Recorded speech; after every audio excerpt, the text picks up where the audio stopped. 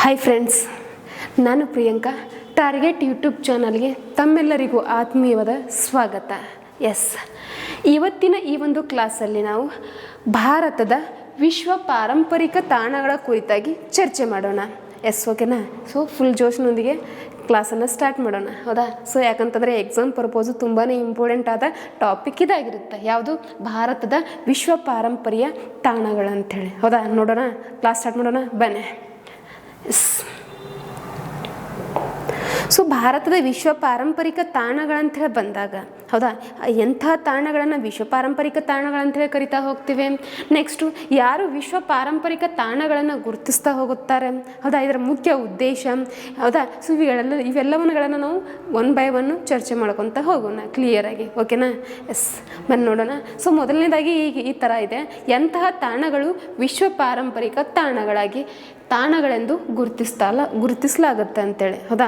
So ಎಂಥ ತಾಣಗಳನ್ನು ವಿಶ್ವ ಪಾರಂಪರಿಕ ತಾಣಗಳಂತೇಳಿ ನಾವು ಗುರುತಿಸ್ತಾ ಹೋಗ್ತೀವಿ ಅಂದಾಗ, ಯಾವುದೇ ಒಂದು ನಮ್ಮ ಭಾರತ ಅಂತ ಬಂದಾಗ ಬಹಳಷ್ಟು ಐತಿಹಾಸಿಕ ತಾಣಗಳು ನೋಡ್ತಾ ಹೋಗ್ತೀವಿ.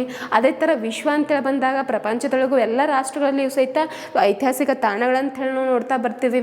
ಅಂತಹ ತಾಣಗಳು, ಯಾವುದೇ ಒಂದು ಐತಿಹಾಸಿಕ ತಾಣಗಳನ್ನು ತೆಗೆದುಕೊಳ್ಳ್ರೆ, ಆ ಒಂದು ಐತಿಹಾಸಿಕ ತಾಣ ಚಾರಿತ್ರಿಕವಾಗಿ, ಭೌಗೋಳಿಕವಾಗಿ, ಹೌದಾ, ಸಾಂಸ್ಕೃತಿಕವಾಗಿ ಅತಿ ಹೆಚ್ಚು ಅಂತಂದರೆ ತನ್ನದೇ ಆದಂಥ ವಿಶೇಷತೆಯಿಂದ ಕೂಡಿರುವಂಥ ತಾಣಗಳಾಗಿರ್ತವೆ.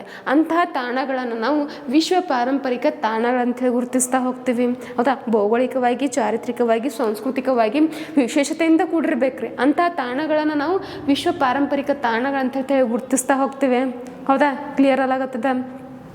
ನೆಕ್ಸ್ಟ್, ಯಾರು ಈ ವಿಶ್ವ ಪಾರಂಪರಿಕ ತಾಣಗಳನ್ನು ಗುರುತಿಸುವವರು, ಯಾರು ಗುರುತಿಸ್ತಾ ಹೋಗುತ್ತಾರೆ ಈ ಒಂದು ವಿಶ್ವ ಪಾರಂಪರಿಕ ತಾಣಗಳಂತ ಹೇಳಿ ನೋಡಿದಾಗ, ಯುನೆಸ್ಕೋ, ಹೌದಾ? ಯುನೆಸ್ಕೋ ಬಗ್ಗೆ ಓದಿರ್ತೀರಿ ನೀವು ಎಕ್ಸಾಮ್ಗಳಲ್ಲಿ. ಯುನೆಸ್ಕೋ ಈ ಒಂದು ವಿಶ್ವ ಪಾರಂಪರಿಕ ತಾಣಗಳನ್ನು ಗುರುತಿಸ್ತಾ ಹೋಗುತ್ತೆ. ಯುನೆಸ್ಕೋ ಅಂತ ಹೇಳಿ ಬಂದಾಗ ವಿಶ್ವಸಂಸ್ಥೆಯ ಪ್ರಮುಖ ಸೇವಾ ಸಂಸ್ಥೆಗಳಲ್ಲಿ ಯುನೆಸ್ಕೋ ಕೂಡ ಒಂದು ಅತಿ ಪ್ರಮುಖವಾದ ಸಂಘಟನೆ ಆಗಿರ್ತೈತಿ, ಹೌದಾ? ಈ ಯುನೆಸ್ಕೋ ಏನು ಮಾಡುತ್ತೆ ಅಂತಂದರೆ ವಿಶ್ವ ಪಾರಂಪರಿಕ ತಾಣಗಳನ್ನು ಈ ಗುರುತಿಸ್ತಾ ಬರುತ್ತೆ. ಸೊ ಯುನೆಸ್ಕೋ ಮೇಲೆ ಬಹಳಷ್ಟು ಎಕ್ಸಾಮ್ಸ್ಗಳಲ್ಲಿ ಕ್ವಶನ್ಸ್ಗಳನ್ನು ಕೇಳಿದ್ದಾನೆ, ನೀವು ಓದಿರ್ತೀರಿ, ಹೌದಾ? ಸೊ ನೋಡೋಣ. ಸೊ ಯುನೆಸ್ಕೋ ಅಂತೇಳಿ ಬಂದಾಗ ಲಾಂಗ್ ಫಾರ್ಮ್ ಕೇಳಿಬಿಡ್ತಾನೆ ನಿಮಗೆ, ಹೌದಾ? ಯುನೆಸ್ಕೋ ಅಂತೇಳಿ ಬಂದಾಗ United Nations Educational, Scientific and Cultural Organization ಅಂತೇಳಿ ನೋಡ್ತೀವಿ, ಹೌದಾ? ಸೊ ವಿಶ್ವಸಂಸ್ಥೆಯ ಶೈಕ್ಷಣಿಕ, ವೈಜ್ಞಾನಿಕ ಮತ್ತು ಸಾಂಸ್ಕೃತಿಕ ಸಂಘಟನೆ ಅಂತಲೇ ಕರಿತಾ ಹೋಗ್ತೀವಿ ನಾವು. ಈ ಒಂದು ಯುನೆಸ್ಕೋ ಯಾವಾಗ ಹುಟ್ಟುಕೊಳ್ಳುತ್ತೆ ಅಂಥೇಳಿ ಬಹಳಷ್ಟು ಕ್ವಶನ್ಸ್ಗಳನ್ನು ಕೇಳ್ತಾ ಹೋಗ್ತಾನೆ ಎಕ್ಸಾಮ್ನಲ್ಲಿ. ಯಾವಾಗ ಹುಟ್ಟುಕೊಳ್ಳುತ್ತೆ ಅಂದಾಗ 1945 ನವೆಂಬರ್ 16ರಂದು ಇದು ಹುಟ್ಟುಕೊಳ್ತಾ ಬರುತ್ತೆ. ಇದರ ಕೇಂದ್ರ ಕಚೇರಿ ಬಂದರೆ ಫ್ರಾನ್ಸಿನ ಪ್ಯಾರಿಸ್ನಲ್ಲಿ ನಾವು ಕಾಣ್ತಾ ಬರ್ಬೋದು. ಸೊ ಇದರ ಮಹಾನ್ ನಿರ್ದೇಶಕರು ಯಾರದಾರ ಅಂದಾಗ ಪ್ರಸ್ತುತ ಆಂಡ್ರೆ ಅಜೌಲೆ ಅಂತ ಹೇಳಿ ನೋಡ್ತೀವಿ, ಹೌದಾ? ಸೊ ನೆಕ್ಸ್ಟ್ ಇದರ ಸದಸ್ಯ ರಾಷ್ಟ್ರಗಳು ಬಂದಾಗ 124 ಇದ್ದಾವೆ, 194, ಹೌದಾ? ಬನ್ನಿ. ಸೊ ಯುನೆಸ್ಕೋ ವಿಶ್ವ ಪಾರಂಪರಿಕ ತಾಣಗಳನ್ನು ಗುರುತಿಸ್ತಾ ಬರುತ್ತೆ. ಕ್ಲಿಯರ್ ಆಯಿತು? ತಿಳ್ಕೊಂಡ್ರಿ ಯುನೆಸ್ಕೋ ಬಗ್ಗೆ, ಹೌದಾ? ಸೊ ವಿಶ್ವಸಂಸ್ಥೆಯ ಪ್ರಮುಖ ಸೇವಾ ಸಂಸ್ಥೆಗಳಲ್ಲಿ ಯುನೆಸ್ಕೋ ಕೂಡ ಬಹಳಷ್ಟು ಪ್ರಮುಖವಾದ ಒಂದು ಸಂಘಟನೆ ಆಗಿದೆ, ಹೌದಾ? ಇದನ್ನು ಫುಲ್ ಫಾರ್ಮ್ ಕೇಳಿದಾಗ ನಿಮಗೆ United Nations Educational and Scientific and Cultural Organization ಅಂತೇಳಿ ತಿಳಿದಿರಬೇಕು ನಿಮಗೆ. ಇದು ಹುಟ್ಟುಕೊಂಡಿದ್ದು 1945. ಕೇಂದ್ರ ಕಚೇರಿ ಯಾವುದು? ಸೊ ಡೀಟೇಲ್ ಆಗಿ ನಿಮಗೆ ತಿಳಿದಿರಬೇಕು, ಓಕೆನಾ? ನೆಕ್ಸ್ಟ್ ಹೋಗೋಣ. ಮುಖ್ಯ ಉದ್ದೇಶ, ಈ ಸ್ಥಳಗಳನ್ನು ಮುಂದಿನ ಪೀಳಿಗೆಗಾಗಿ ಸಂರಕ್ಷಿಸುವುದು, ಹೌದಾ? ಸೊ ಇದರ ಮುಖ್ಯ ಉದ್ದೇಶ ಏನು, ಹೌದಾ? ಸೊ ವಿಶ್ವ ಪಾರಂಪರಿಕ ತಾಣಗಳಂತೇಳಿ ನಾವು ಗುರುತಿಸ್ತಾ ಹೋಗ್ತೀವಿ. ಇದರ ಮುಖ್ಯ ಉದ್ದೇಶವೇನಾಗಿರ್ತದೆ ಅಂತಂದರೆ ಮುಂದಿನ ಪೀಳಿಗೆಗಾಗಿ ಈ ಒಂದು ತಾಣಗಳನ್ನು ಸಂರಕ್ಷಿಸುವುದು. ಅಂದರೆ ಸೊ ವಿಶ್ವ ಪಾರಂಪರಿಕ ತಾಣಗಳಂತೇಳಿ ಬಂದಾಗ ಯಾವುದೇ ಒಂದು ತಾಣ ಹೌದಾ ಭೌಗೋಳಿಕವಾಗಿ ಆಗಿರ್ಬೋದು, ಹೌದಾ, ಸಾಂಸ್ಕೃತಿಕ, ಚಾರಿತ್ರಿಕವಾಗಿ ಬಹಳಷ್ಟು ವಿಶೇಷತೆಯಿಂದ ಕೂಡಿರುವಂಥ ತಾಣಗಳಾಗಿರ್ತವೆ. ಅಂಥ ತಾಣಗಳನ್ನು ಮುಂದಿನ ಪೀಳಿಗೆಗೆ ಜನರು ಸಹಿತ ನೋಡಲಿ, ಆ ಒಂದು ತಾಣಗಳ ಇತಿಹಾಸವನ್ನು ಅವರು ಕೂಡ ತಿಳ್ಕೊಳ್ಳಿ ಅನ್ನೋ ಕಾರಣಕ್ಕೆ ಅವುಗಳನ್ನು ರಕ್ಷಣೆ ಮಾಡ್ತಾ ಬರಬೇಕಾಗ್ತದೆ, ಹೌದಾ? ಸೊ ಅಂಥ ತಾಣಗಳನ್ನು ರಕ್ಷಣೆ ಮಾಡೋದೇ ಇದರ ಮುಖ್ಯ ಉದ್ದೇಶವಾಗಿರ್ತದೆ. ಕ್ಲಿಯರ್ ಆಗತ್ತದ? ಬನ್ನಿ. ಈ ಒಂದು ಯುನೆಸ್ಕೋ ಅಂತ ಹೇಳಿ ನೋಡಿದ್ವಿ, ವಿಶ್ವ ಪಾರಂಪರಿಕ ತಾಣಗಳನ್ನು ಗುರುತಿಸೋರು ಬಂದರೆ ಯುನೆಸ್ಕೋ. ಈ ಯುನೆಸ್ಕೋ ಈ ಒಂದು ಕಾರ್ಯವನ್ನು ಕೈಗೊಳ್ಳಲು ಮುಖ್ಯ ಕಾರಣ ಏನಂತ ಹೇಳಿ ನೋಡಿದಾಗ ಆಸ್ವಾನ್ ಡ್ಯಾಮ್. ಹೌದಾ, ಕೇಳಿರ್ತೀರಿ ಆಸ್ವಾನ್ ಡ್ಯಾಮ್. ಈ ಆಸ್ವಾನ್ ಡ್ಯಾಮ್ ಅಂತ ಬಂದಾಗ ಆಸ್ವಾನ್ ಅಣೆಕಟ್ಟು ಆಫ್ರಿಕಾ ಖಂಡದಲ್ಲಿ ಕಂಡು ಬರ್ತಾ ಹೋಗುತ್ತಾ, ಅದರಲ್ಲಿಯೂ ಈಜಿಪ್ಟ್, ಈ ಒಂದು ಈಜಿಪ್ಟ್ ಕಾಣ್ತಿದ್ದೇನೆ, ಇಲ್ಲಿ ಒಂದು ಮ್ಯಾಪ್ ಹಾಕಿದೆ ನಿಮಗೆ. ಹೌದಾ, ಸೊ ಈಜಿಪ್ಟ್ ಇದೆ. ಈಜಿಪ್ಟ್ ರಾಷ್ಟ್ರದಲ್ಲಿ ಈ ಒಂದು ಈಜಿಪ್ಟ್ ರಾಷ್ಟ್ರದಲ್ಲಿ ಈ ಒಂದು ಸಾರಿ 1 ಮಿನಿಟ್, ಎಸ್ ಈಜಿಪ್ಟ್ ಕಾಣ್ತಿದ್ದೇನಾ. ಈ ಒಂದು ಆಸ್ವಾನ್ ಅಣೆಕಟ್ಟು ಬಂದರೆ ಆಫ್ರಿಕಾ ಖಂಡದಲ್ಲಿ ಕಂಡು ಬರುತ್ತಾ, ಅದರಲ್ಲಿಯೂ ಈಜಿಪ್ಟ್. ಹೌದಾ, ಈ ಒಂದು ರಾಷ್ಟ್ರದಲ್ಲಿ ಈ ಒಂದು ಆಸ್ವಾನ್ ಅಣೆಕಟ್ಟು ಕಟ್ಟಬೇಕಂತ ಹೇಳಿ ಡಿಸೈಡ್ ಮಾಡ್ತಾ ಹೋಗ್ತಾರೆ. ಹೌದಾ, ಈ ಒಂದು ಆಸ್ವಾನ್ ಅಣೆಕಟ್ಟು ಬಂದರೆ ಈ ಒಂದು ಆಸ್ವಾನ್ ಅಣೆಕಟ್ಟು ಜಗತ್ತಿನ ಅತಿ ಉದ್ದವಾದ ನೈಲ್ ನದಿ. ಹೌದಾ, ಯಾವುದು ಅತಿ ಉದ್ದವಾದ ನದಿ? ಯಾವುದು? ನೈಲ್ ನದಿ. ಈ ನೈಲ್ ನದಿಗೆ ಕಟ್ಟಲಾದ ಒಂದು ಅಣೆಕಟ್ಟಾಗಿರುತ್ತಾ. 1954 ಸಂದರ್ಭದೊಳಗೆ ಈ ಒಂದು ಅಣೆಕಟ್ಟನ್ನು ನಿರ್ಮಿಸ್ತಾ ಬರ್ತಾರೆ. ಹೌದಾ, ಈ ಒಂದು ಅಣೆಕಟ್ಟು ಬಂದರೆ ಈಜಿಪ್ಟ್ ಮತ್ತು ಸೂಡಾನ್ ರಾಷ್ಟ್ರಗಳ ಮಧ್ಯೆ ಕಂಡು ಬರುತ್ತೆ. ಹೌದಾ, ಇಲ್ಲಿ ಕಾಣ್ತಿದ್ದಾನೆ ಈಜಿಪ್ಟು, ಇಲ್ಲಿ ಕೆಳಗಡೆ ಬಂದರೆ ಸೂಡಾನ್ ಕಂಟ್ರಿ ಇದೆ. ಈಜಿಪ್ಟ್ ಮತ್ತು ಸೂಡಾನ್ ರಾಷ್ಟ್ರಗಳ ಮಧ್ಯೆ ಈ ಒಂದು ಆಸ್ವಾನ್ ಡ್ಯಾಮ್ ಇಲ್ಲಿ ರೆಡ್ ಆಗಿ ಕಾಣ್ತಿದ್ದಾನೆ, ಇದು ಆಸ್ವಾನ್ ಡ್ಯಾಮ್. ಹೌದಾ, ಸೊ ಈ ಒಂದು ಆಸ್ವಾನ್ ಡ್ಯಾಮು ಈಜಿಪ್ಟ್ ಮತ್ತು ಸೂಡಾನ್ ರಾಷ್ಟ್ರಗಳ ಮಧ್ಯೆ ಕಂಡು ಬರುತ್ತಾ, ಆಫ್ರಿಕಾ ಖಂಡದಲ್ಲಿ ಕಂಡು ಬರುತ್ತಾ, ಈಜಿಪ್ಟ್ನಲ್ಲಿ ನಾವು ನೋಡ್ತಾ ಬರ್ಬೋದು. ಹೌದಾ, ಈ ಅಣೆಕಟ್ಟು ನೈಲ್ ನದಿಗಿದೆ. ಈ ಅಣೆಕಟ್ಟು ಕಟ್ಟುವುದರಿಂದ, ಹೌದಾ, ಇಲ್ಲಿ ಏನು ಸ್ಟೋರೇಜ್ ಆಗ್ತೈತಿಲ್ಲ, ನೀರಿನ ಪ್ರಮಾಣದಿಂದ ಹರಿಯುವ ಪ್ರಮಾಣದಿಂದ ಈ ಒಂದು ಈಜಿಪ್ಟಿನಲ್ಲಿರುವಂಥ ಐತಿಹಾಸಿಕ ಸ್ಮಾರಕಗಳು ಮುಳುಗಡೆ ಆಗ್ತವೆ ಭೀತಿಯಿಂದ.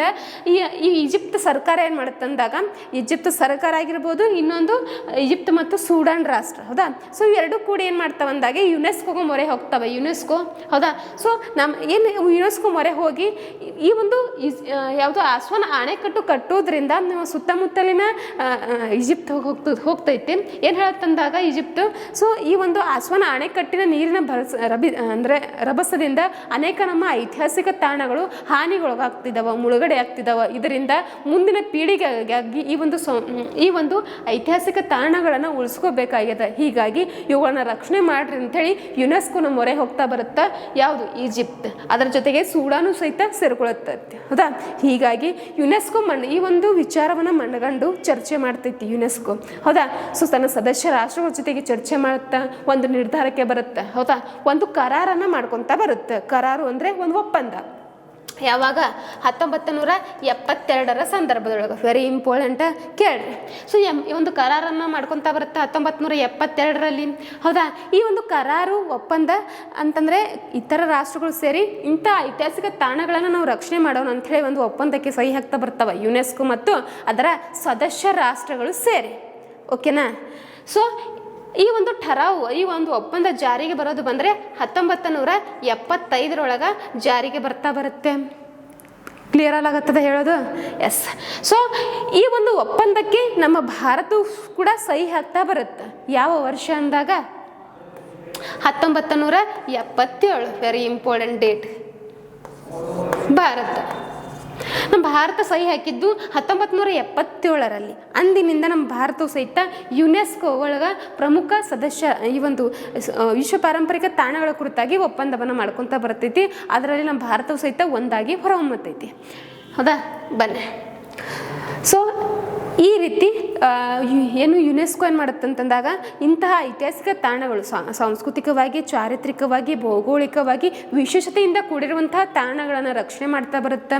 ಹೀಗಾಗಿ ಜಗತ್ತಿನಲ್ಲಿ ಮೊಟ್ಟ ಮೊದಲ ಬಾರಿಗೆ ಯುನೆಸ್ಕೋ ಏನು ಮಾಡುತ್ತಂತಂದರೆ 2 ತಾಣಗಳನ್ನು ರಕ್ಷಣೆ ಮಾಡ್ತಾ ಬರ್ತೈತಿ. 2 ಐತಿಹಾಸಿಕ ತಾಣಗಳನ್ನು ರಕ್ಷಣೆ ಮಾಡುತ್ತೆ. ಅವು ಯಾವ್ಯಾವ ಅಂದಾಗ, ಸೊ ಫಸ್ಟ್ ಒನ್ನು ಅಬು ಸಿಂಬೆಲ್ ಅಂತ ಹೇಳಿ ನೋಡ್ತೇವೆ. ಅಬು ಸಿಂಬೆಲ್ ಮತ್ತು ಫೈಲೆ ಕಾಣ್ತಿದ್ದೇನೆ ಇಲ್ಲಿ. ಅಬು ಸಿಂಬೆಲ್ ಮತ್ತು ಫೈಲೆ 2 ತಾಣಗಳು, ಐತಿಹಾಸಿಕ ತಾಣಗಳು ಈಜಿಪ್ಟ್ ರಾಷ್ಟ್ರ ಒಳಗೆ ಕಂಡು ಬರ್ತೈತೆ. ಈಜಿಪ್ಟ್. ಹೌದಾ. ಸೊ ಈ ಒಂದು 2 ತಾಣಗಳನ್ನು ರಕ್ಷಣೆ ಮಾಡ್ತಾ ಬರುತ್ತಾ. ಅದರಲ್ಲಿ ಒಂದು ಇಮೇಜನ್ನು ಹಾಕಿದ್ದೀನಿ, ಅದುವೇ ಯಾವ ಇಮೇಜ್ ಅಂದಾಗ ಅಬುಲ್ ಸಿಂಬೆಲ್ನ ಇಮೇಜ್ ಕಾಣ್ತಿದೆ ನಿಮಗೆ. ಹೌದಾ, ಇದೊಂದು ಸ್ಮಾರಕ, ಅಬು ಸಿಂಬೆಲ್ ಸ್ಮಾರಕ. ಹೌದಾ, ಇದನ್ನು ಜಗತ್ತಿನಲ್ಲಿ ಮೊಟ್ಟ ಮೊದಲ ಬಾರಿಗೆ 2 ತಾಣಗಳನ್ನು ಯುನೆಸ್ಕೋ ರಕ್ಷಣೆ ಮಾಡ್ತಾ ಬರುತ್ತೆ. ನೆಕ್ಸ್ಟು ಇದರಿಂದ ಕೆಲವು ವರ್ಷಗಳ ನಂತರ ಏನಾಗುತ್ತೆ ಅಂದಾಗ ಯುನೆಸ್ಕೋನ ಸದಸ್ಯ ರಾಷ್ಟ್ರಗಳು ಕೂಡ ಏನು ಮಾಡ್ತಾವೆ ಅಂದಾಗ ಆ ಒಂದು ಅಂದರೆ ಯುನೆಸ್ಕೋನ ಬಹಳಷ್ಟು 193 ಸದಸ್ಯ ರಾಷ್ಟ್ರಗಳದಾವ. ಆ ಸದಸ್ಯ ರಾಷ್ಟ್ರಗಳು ಏನು ಮಾಡ್ತಾವೆ ಅಂದಾಗ ಮುಂದಿನ ದಿನಗಳಲ್ಲಿ ತಮ್ಮ ದೇಶದಲ್ಲಿರುವಂಥ ಐತಿಹಾಸಿಕ ತಾಣಗಳನ್ನು ನಾವು ಕೂಡ ರಕ್ಷಣೆ ಮಾಡೋಣ ಅನ್ನೋ ಕಾರಣಕ್ಕೆ ರಕ್ಷಣೆ ಮಾಡ್ತಾ ಬರ್ತವೆ. ಹೌದಾ, ಸೊ ರಕ್ಷಣೆ ಮಾಡ್ತವೆ, ತಮ್ಮ ಕೈಯಲ್ಲಿ ಎಷ್ಟಾಗುತ್ತೆ ಅಷ್ಟು ರಕ್ಷಣೆ ಮಾಡ್ತವೆ. ಸೊ ಅದು ಸಾಧ್ಯವಾಗದೇ ಇದ್ದಾಗ, ಹೌದಾ, ಸೊ ಮಿತಿ ಮೀರಿದಾಗ ಯುನೆಸ್ಕೋನ ಮೊರೆ ಹೋಗ್ತಾ ಬರ್ತವೆ. ಹೌದಾ, ಸೊ ಅದರ ಸದಸ್ಯ ರಾಷ್ಟ್ರಗಳು ತಿಳಿಯಾಗತ್ತದ ನಿಮ್ಗೆ. ಹೌದಾ, ಸೊ ಕ್ಲಿಯರ್ ಆಗತ್ತದ ಇಲ್ಲ. ಹೌದಾ, ಸೊ ಇದನ್ನು ಯುನೆಸ್ಕೋ ವಿಶ್ವ ಪಾರಂಪರಿಕ ತಾಣವನ್ನು ಗುರುತಿಸೋರು ಯಾರು ಅಂದಾಗ ಯುನೆಸ್ಕೋ ಅಂತ ಹೇಳಿ ನಿಮಗೆ ತಿಳಿದಿರಬೇಕು. ಇದು ಅದರ ಹಿನ್ನೆಲೆ. ವಿಶ್ವ ಪರಂಪರೆ ಸಮಿತಿಯ 46ನೇ ಅಧಿವೇಶನ. ಎಕ್ಸಾಮ್ ಪರ್ಪೋಸು ತುಂಬಾ ಇಂಪಾರ್ಟೆಂಟ್ ಆದ ಒಂದು ಪಾಯಿಂಟ್ ಆಗಿರುತ್ತೆ. ಹೌದಾ, ಸೊ ವಿಶ್ವ ಪರಂಪರೆ ಸಮಿತಿಯ 46ನೇ ಅಧಿವೇಶನ ಎಲ್ಲಿ ನಡೀತದ, ಯಾವ ರಾಷ್ಟ್ರದ ಆತಿಥ್ಯ ಒಳಗಂದಾಗ ಭಾರತ, ನಮ್ಮ ಹೆಮ್ಮೆಯ ಭಾರತ. ಹೌದಾ, ನಾವು ಭಾರತೀಯರು, ಹೌದಾ ಇಲ್ಲ? ಏನು ಆಫ್ರಿಕಾ ಖಂಡದಿಂದ ಬಂದಿರ ಮತ್ತೆ? ಹೌದಾ, ಏಷ್ಯಾ ಖಂಡದಿಂದ ಅದು ನಮ್ಮ ಭಾರತದವರೇ. ಹೌದಾ, ಇರಲಿ. ಸೊ ನಾವು ಭಾರತೀಯರು, ನಮ್ಮ ಭಾರತ ಈ ಒಂದು ವಿಶ್ವ ಪರಂಪರೆಯ ಸಮಿತಿಯ 46ನೇ ಅಧಿವೇಶನದ ಅಧ್ಯಕ್ಷತೆಯನ್ನು ವಹಿಸ್ಕೊತಾ ಬರುತ್ತೆ. ಯಾವುದು? ನಮ್ಮ ಭಾರತ. ಯಾವೊಂದು ಸ್ಥಳ ಅಂದಾಗ ನವದೆಹಲಿ ಒಳಗೆ ಈ ಒಂದು 46ನೇ ಅಧಿವೇಶನವನ್ನು ಕೈಗೊಳ್ಳಲಾಗುತ್ತೆ. ಹೌದಾ, ಸೊ ನೆಕ್ಸ್ಟ್ ನವದೆಹಲಿಯ ಭಾರತ ಮಂಟಪಂನಲ್ಲಿ ವಿಶ್ವ ಪಾರಂಪರಿಕ ಸಮಿತಿಯ 46ನೇ ಅಧಿವೇಶನವು 2024 ಜುಲೈ 21ರಿಂದ 31ರವರೆಗೆ ಜರುಗಿತ್ತು.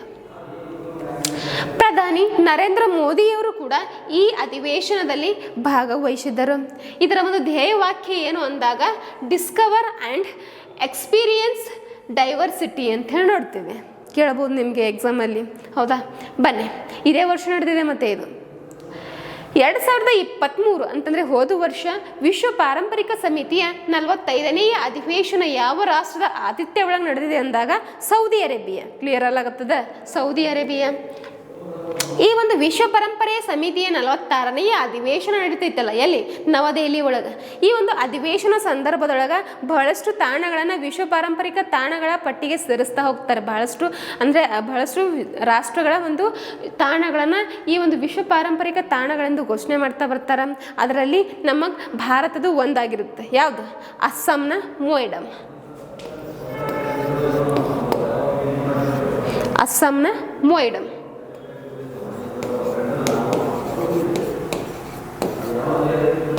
ಹೌದಾ, ಕೇಳಿರ್ತೀರಿ ಹೆಸರು. ಇದೊಂದು ಸಮಾಧಿ ರೀ. ಹೌದಾ, ಅಸ್ಸಾಂನ ಮೊಯ್ಡಮ್. ಹೌದಾ, ಸೊ ಇದೊಂದು ಸಮಾಧಿ. ಇದಕ್ಕೂ ಸಹಿತ ಇದಕ್ಕೂ ಸಹಿತ ವಿಶ್ವ ಪಾರಂಪರಿಕ ತಾಣಗಳ ಪಟ್ಟಿಗೆ ಸೇರಿಸ್ತಾ ಹೋಗ್ತಾರೆ. ಅದು 43ನೇ ತಾಣವಾಗಿ ಹೊರಹೊಮ್ಮತೈತಿ. ಪ್ರಸ್ತುತ ವಿಶ್ವ ಪಾರಂಪರಿಕ ಪಟ್ಟಿಯಲ್ಲಿ ಭಾರತದ ಒಟ್ಟು ತಾಣಗಳ ಸಂಖ್ಯೆ ಕೇಳಿದಾಗ ಎಷ್ಟದಾವ? ಹೌದಾ, 43. ಎಸ್. ಯುನೆಸ್ಕೋ ಪಾರಂಪರಿಕ ಪಟ್ಟಿಗೆ ಸೇರಿದ ಭಾರತದ ತಾಣಗಳು ಬಂದಾಗ ಒಟ್ಟು ಎಷ್ಟು ತಾಣಗಳಿದಾವೆ? 43 ತಾಣಗಳು ಕಾಣ್ತಾ ಬರ್ತೀವಿ ಸ್ಟಿಲ್ ಟುಡೇ. ಹೌದಾ, ಇವತ್ತಿನ ಡೇಟ್ಗೆ, ಇವತ್ತಿನ ಮಂತಿಗೆ ಬಂದಾಗ 43 ತಾಣಗಳು ಭಾರತದಲ್ಲಿ ನಾವು ಕಾಣ್ತಾ ಹೋಗ್ತೀವಿ. ಆ ಒಂದು ತಾಣಗಳನ್ನು ನಾವು ವಿಭಾಗಗಳನ್ನಾಗಿ ಮಾಡ್ಕೊತಾ ಬರ್ತೀವಿ. 3 ವಿಭಾಗಗಳನ್ನಾಗಿ ಡಿವೈಡ್ ಮಾಡ್ಕೊತೀವಿ. ಅದರಲ್ಲಿ ಸಾಂಸ್ಕೃತಿಕ ವಿಭಾಗ, ಹೌದಾ, ಸೊ ಕಲ್ಚರಲ್ ಹೆರಿಟೇಜ್ ಅಂತೇಳಿ ಕರಿತೀವಿ. ಇದರ ಅಡಿ ಒಳಗೆ 35 ತಾಣಗಳನ್ನು ನಾವು ಕಾಣ್ತಾ ಬರ್ಬೋದು. ಕ್ಲಿಯರ್ ಆಗತ್ತದ? ಸಾಂಸ್ಕೃತಿಕ ತಾಣಗಳಲ್ಲಿ 35 ತಾಣಗಳು. ಈ 35 ತಾಣಗಳು ಬೇರೆ ಯಾವಲ್ರಿ? 43 ತಾಣಗಳನ್ನೇ 35 ತಾಣಗಳು ಸಾಂಸ್ಕೃತಿಕ ವಿಭಾಗದೊಳಗೆ ಸೇರಿಸ್ತಾರೆ. ನೆಕ್ಸ್ಟ್ ನೈಸರ್ಗಿಕ ವಿಭಾಗ ಬಂದಾಗ ಇದರಡಿ ಒಳಗೆ 7 ತಾಣಗಳನ್ನು ನಾವು ನೋಡ್ತಾ ಬರಬಹುದು. ನ್ಯಾಚುರಲ್ ಹೆರಿಟೇಜಸ್ ಅಂತ ಕರಿತೀವಿ. ನೆಕ್ಸ್ಟು ಮಿಶ್ರಿತ ವರ್ಗದ ವಿಭಾಗದೊಳಗೆ ಮಿಕ್ಸ್ಡ್ ಹೆರಿಟೇಜ್ ಒಳಗೆ ಒಂದೇ ಒಂದು ತಾಣನ ಗುರುತಿಸ್ತಾ ಹೋಗ್ತಾರೆ. ಅದುವೇ ಕಾಂಚನಜುಂಗ. ಹೌದಾ, ಕೇಳಿರ್ತೀರಿ. ಸೊ ಅದ್ರ ಬಗ್ಗೆಯೂ ಸಹಿತ ನೆಕ್ಸ್ಟ್ ಕ್ಲಾಸಲ್ಲಿ ಡಿಸ್ಕಷನ್ ಮಾಡೋಣ.